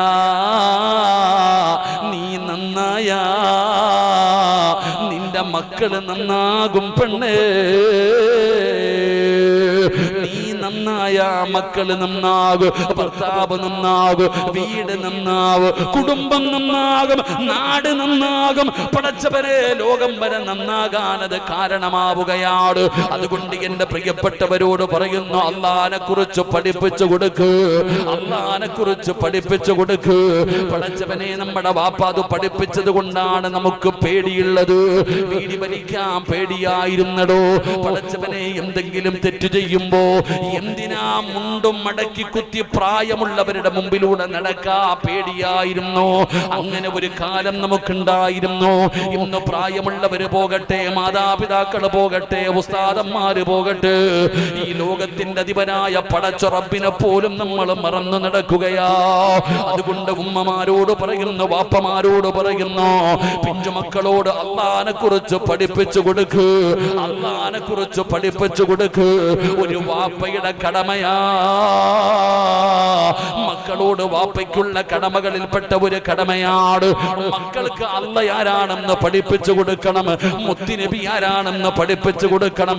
ഇത് വാപ്പയുടെ കടമയാണ്, ഇത് ഉമ്മയുടെ കടമയാണ്. അതുകൊണ്ട് മുസ്ലിമേ, മുൻഗാമികൾ അത് പഠിപ്പിച്ചു കൊടുക്കുമായിരുന്നു, മുൻഗാമികൾ അത് പഠിപ്പിച്ചു കൊടുക്കുമായിരുന്നു. മക്കളെ പോലും ഉപദേശിക്കാൻ അർഹതയുള്ള മക്കളായി അന്നത്തെ മക്കൾ മാറിയിരുന്നു. എന്റെ പ്രിയപ്പെട്ടവർക്ക് ഞാനൊരു ചരിത്രം പറഞ്ഞുകൊണ്ട് നമുക്ക് ദുആ ചെയ്യാം. അൽഹംദുലില്ലാഹി റബ്ബിൽ ആലമീൻ. അല്ലാഹുമ്മ സ്വല്ലി അലാ സയ്യിദിനാ മുഹമ്മദിൻ വഅലാ ആലി സയ്യിദിനാ മുഹമ്മദ്. അല്ലാഹുമ്മ അൻസിൽഹുൽ മഖഅദൽ മുഖറബ ഇൻദക യൗമൽ ഖിയാമ.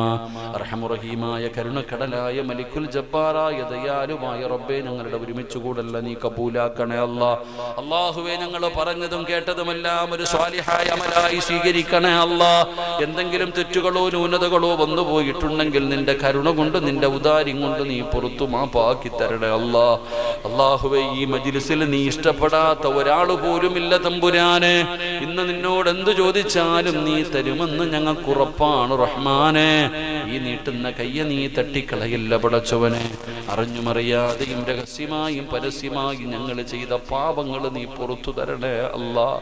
നീ ഗഫൂറാണ് റഹ്മാനെ, നീ റഹീമാണ് റഹ്മാനെ. നിന്നെ പോലെ പൊറുക്കുന്ന ഒരാൾ ഈ പ്രപഞ്ചത്തിലില്ല പടച്ചവനെ. നീ 100 കൊല ചെയ്തവന് പുറത്തു കൊടുത്തവനാണ് റഹ്മാനെ. അല്ലാഹുവേ, ഞങ്ങളോട് നീ കരുണ കാണിക്കണേ തമ്പുരാനെ. ചെയ്തു പോയ പാപങ്ങൾ ഞങ്ങൾ സമ്മതിക്കുന്നു റഹ്മാനെ. ഞങ്ങൾക്ക് കുറ്റബോധമുണ്ട് റഹ്മാനെ. ഇനി ഒരിക്കലും ചെയ്യില്ലെന്നുള്ള തീരുമാനമുണ്ട് റഹ്മാനെ. ഇത് ഞങ്ങളുടെ തൗബയാണ് പടച്ചവനെ. അല്ലാഹുവേ, ഹജറുൽ അസ്വദ് മുത്തിയവരെ പോലെ നീ ഞങ്ങളെ ശുദ്ധീകരിക്കണേ അല്ലാഹ്. ഈ മജ്ലിസിൽ നിന്ന് ഇറങ്ങി പോകുമ്പോൾ ഹജ്ജ് കഴിഞ്ഞു പോകുന്ന ഹാജിയെ പോലെ യാത്രയാക്കണേ അല്ലാഹ്. അല്ലാഹുവേ, ഞങ്ങളുടെ മാതാപിതാക്കളിൽ പലരും ഖബറിലാണ് റഹ്മാനെ. അവരുടെ അവസ്ഥ ഞങ്ങൾക്കറിയില്ല പടച്ചവനെ. നീ പുറത്തു കൊടുക്കണേ അല്ലാഹ്. അവരുടെ മണ്ണറ മണിയറയാക്കണേ അല്ലാഹ്. ജീവിച്ചിരിക്കുന്ന മാതാപിതാക്കൾക്ക് ആഫിയത്തുള്ള ദീർഘായുസ് കൊടുക്കണേ അല്ലാഹ്. അവരുടെ പൊരുത്തം നൽകണേ അല്ലാഹ്. വീടിൻ്റെ അകത്ത് കിടന്ന് നരകിക്കുന്നത് കാണേണ്ട അവസ്ഥ വരുത്തല്ല അല്ലാഹ്. അല്ലാഹുവേ, ഞങ്ങളിൽ പലരും പല പല രോഗങ്ങൾ കൊണ്ട് പ്രയാസപ്പെടുന്നവരാണ് റഹ്മാനെ. മരുന്ന് കഴിച്ചിട്ട് മാറാത്ത രോഗമുള്ളവരുണ്ട് തമ്പുരാനെ. ഏതെങ്കിലും മാരകമായ രോഗത്തിൻ്റെ അണുക്കൾ ഞങ്ങളുടെ ശരീരത്തിലുണ്ടോ എന്ന് ഞങ്ങൾക്കറിയില്ല അല്ലാഹ്. അല്ലാഹുവേ, സമ്പാദിച്ചത് മുഴുവനും വിറ്റ് ചികിത്സിച്ചാലും മാറാത്ത ഒരു രോഗവും നീ ഞങ്ങൾക്ക് തരല്ലേ അല്ലാഹ്. നീ ഞങ്ങളെ ദുനിയാവിലിട്ട് നരകിപ്പിക്കല്ല അല്ലാഹ്. സ്വന്തം മക്കളും പോലും തിരിച്ചറിയാൻ പറ്റാതെ അവസ്ഥ വരുത്തല്ല റബ്ബേ. കിടന്ന കിടപ്പിൽ കിടന്നു മലമൂത്ര വിസർജനം നടത്തേണ്ട അവസ്ഥ വരുത്തല്ല അല്ലാഹ്. നോക്കി നോക്കി മടുത്തു. ഉപ്പ മരിക്കാൻ, ഉമ്മ മരിക്കാൻ, സ്വന്തം മക്കൾ ദുആ ചെയ്യുന്ന അവസ്ഥ വരെ എത്തിക്കല്ല അല്ലാഹ്. അല്ലാഹുവേ, ഞങ്ങളുടെ മക്കളെ നീ നന്നാക്കണേ അല്ലാഹ്. ഞങ്ങളെ തല്ലിക്കൊല്ലുന്ന മക്കളാക്കല്ലേ അല്ലാഹ്. ഞങ്ങളെ നാണം കെടുത്തുന്ന മക്കളാക്കല്ലേ അല്ലാഹ്. ഞങ്ങൾക്ക് സ്വർഗം വാങ്ങിത്തരുന്ന മക്കളാക്കണേ അല്ലാഹ്. അല്ലാഹുവേ, പടച്ചവനെ, ഞങ്ങളുടെ ഭാര്യമാരെ നീ സ്വാലിഹത്തുകളാക്കണേ അല്ലാഹ്. അഹങ്കാരിക്കല്ല റബ്ബേ, നന്ദി കെട്ടവരാക്കല്ല റബ്ബേ. നിന്നെ ഭയന്ന് ജീവിക്കുന്നവരാക്കണേ അല്ലാഹ്. അല്ലാഹുവേ, എപ്പോ എവിടെ വെച്ച് മരിക്കുമെന്ന് ഞങ്ങൾക്ക് ആർക്കും അറിയില്ല റഹ്മാനെ. ഞങ്ങളുടെ ആഖിബത്ത് നന്നാക്കണേ റബ്ബേ. ഞങ്ങൾക്ക് നല്ല മരണം നൽകണേ അല്ലാഹ്. ഷഹീദിന്റെ കൂലി കിട്ടുന്ന മരണം നൽകണേ അല്ലാഹ്. അല്ലാഹുവേ, ഞങ്ങൾ ആരെയും നീ കടക്കാരാക്കി മരിപ്പിക്കില്ല. ഞങ്ങൾ ആരെയും നീ കടക്കാരാക്കി മരിപ്പിക്കല്ല അല്ലാഹ്. അല്ലാഹുവേ, തൗബ ചെയ്തു മരിക്കാൻ ഭാഗ്യം തരണേ അല്ലാഹ്. നന്മ ചെയ്തുകൊണ്ടിരിക്കുന്ന സമയത്ത് നീ ഞങ്ങളെ മരിപ്പിക്കണേ അല്ലാഹ്. 40 പേര് നല്ലത് പറയുന്ന മരണം നൽകണേ അല്ലാഹ്. അല്ലാഹുവേ, 100 പേരിൽ കൂടുതൽ മയ്യത്ത് നിസ്കരിക്കുന്ന ഒരു മരണം നൽകണേ അല്ലാഹ്. അല്ലാഹുവേ, സയ്യിദ് അവറുകൾക്ക് നീ ആഫിയത്തുള്ള ദീർഘായുസ് കൊടുക്കണേ അല്ലാഹ്. ഈ സദസ്സിലും വേദിയിലും ഇരിക്കുന്ന ആലിമീങ്ങൾ ഉലമാ വറസത്തുൽ അംബിയായിൽ പെടുത്തണേ അല്ലാഹ്. അവരുടെ ഖിദ്മത്തുകൾ നീ സ്വീകരിക്കണേ അല്ലാഹ്. അല്ലാഹുവേ, പടച്ചവനെ, ഈ 12 മണിയോളം അടുത്തു ഒരുപാട് ഉപ്പമാര് മരുന്ന് കഴിക്കുന്നവരുണ്ട് അല്ലാഹ്. എല്ലാവർക്കും നീ ആഫിയത്തുള്ള ദീർഘായുസ് കൊടുക്കണേ അല്ലാഹ്. രോഗങ്ങൾക്ക് ശിഫ കൊടുക്കണേ അല്ലാഹ്. അല്ലാഹുവേ, പടച്ചവനെ, ഈ സഹോദരങ്ങളെ മുഴുവനും നീ അനുഗ്രഹിക്കണേ അല്ലാഹ്. കുടുംബത്തിന് വേണ്ടി ശരീരം പോലും നോക്കാതെ രാവും പകലും കിടന്ന് കഷ്ടപ്പെടുന്ന പാവങ്ങളാണ് റബ്ബേ. കിടത്തിക്കളയല്ലേ അല്ലാഹ്. അല്ലാഹുവേ, ഈ ചെറുപ്പക്കാരെ നീ അനുഗ്രഹിക്കണേ അല്ലാഹ്. നല്ല ജീവിതവും നല്ല ജോലിയും നീ കൊടുക്കണേ അല്ലാഹ്. വിദ്യാർത്ഥികൾ അനുസരണയുള്ള മക്കളാക്കണേ അല്ലാഹ്. ഉമ്മാനും ഉപ്പാനും സ്വർഗം വാങ്ങിക്കൊടുക്കുന്ന മക്കളാക്കണേ അല്ലാഹ്. അല്ലാഹുവേ, ഈ പരിപാടിയുടെ സംഘാടകരെ നീ കൈവിടല്ലേ അല്ലാഹ്. മാസങ്ങളായി രാപ്പകലുകൾ കടന്ന് കഷ്ടപ്പെട്ടവരാട് നല്ല മരണം കൊടുക്കണേ അല്ലാഹ്. നല്ല ജീവിതം കൊടുക്കണേ അല്ലാ. അവരുടെ രോഗങ്ങൾക്ക് നീ ശിവ കൊടുക്കണേ അല്ലാ. ആഖിബത്ത് നന്നാക്കണേ അല്ലാ. പടച്ചവനെ, ഒരുപാട് വേദന സഹിച്ചവരാണ് എൻ്റെ ഉമ്മ പെങ്ങന്മാര്. ഇനിയും നീ വേദനിപ്പിക്കല്ല റബ്ബേ, അറുത്തു മുറിക്കല്ലേ റബ്ബേ, കണ്ണുനീര് കുടിപ്പിക്കല്ല റബ്ബേ.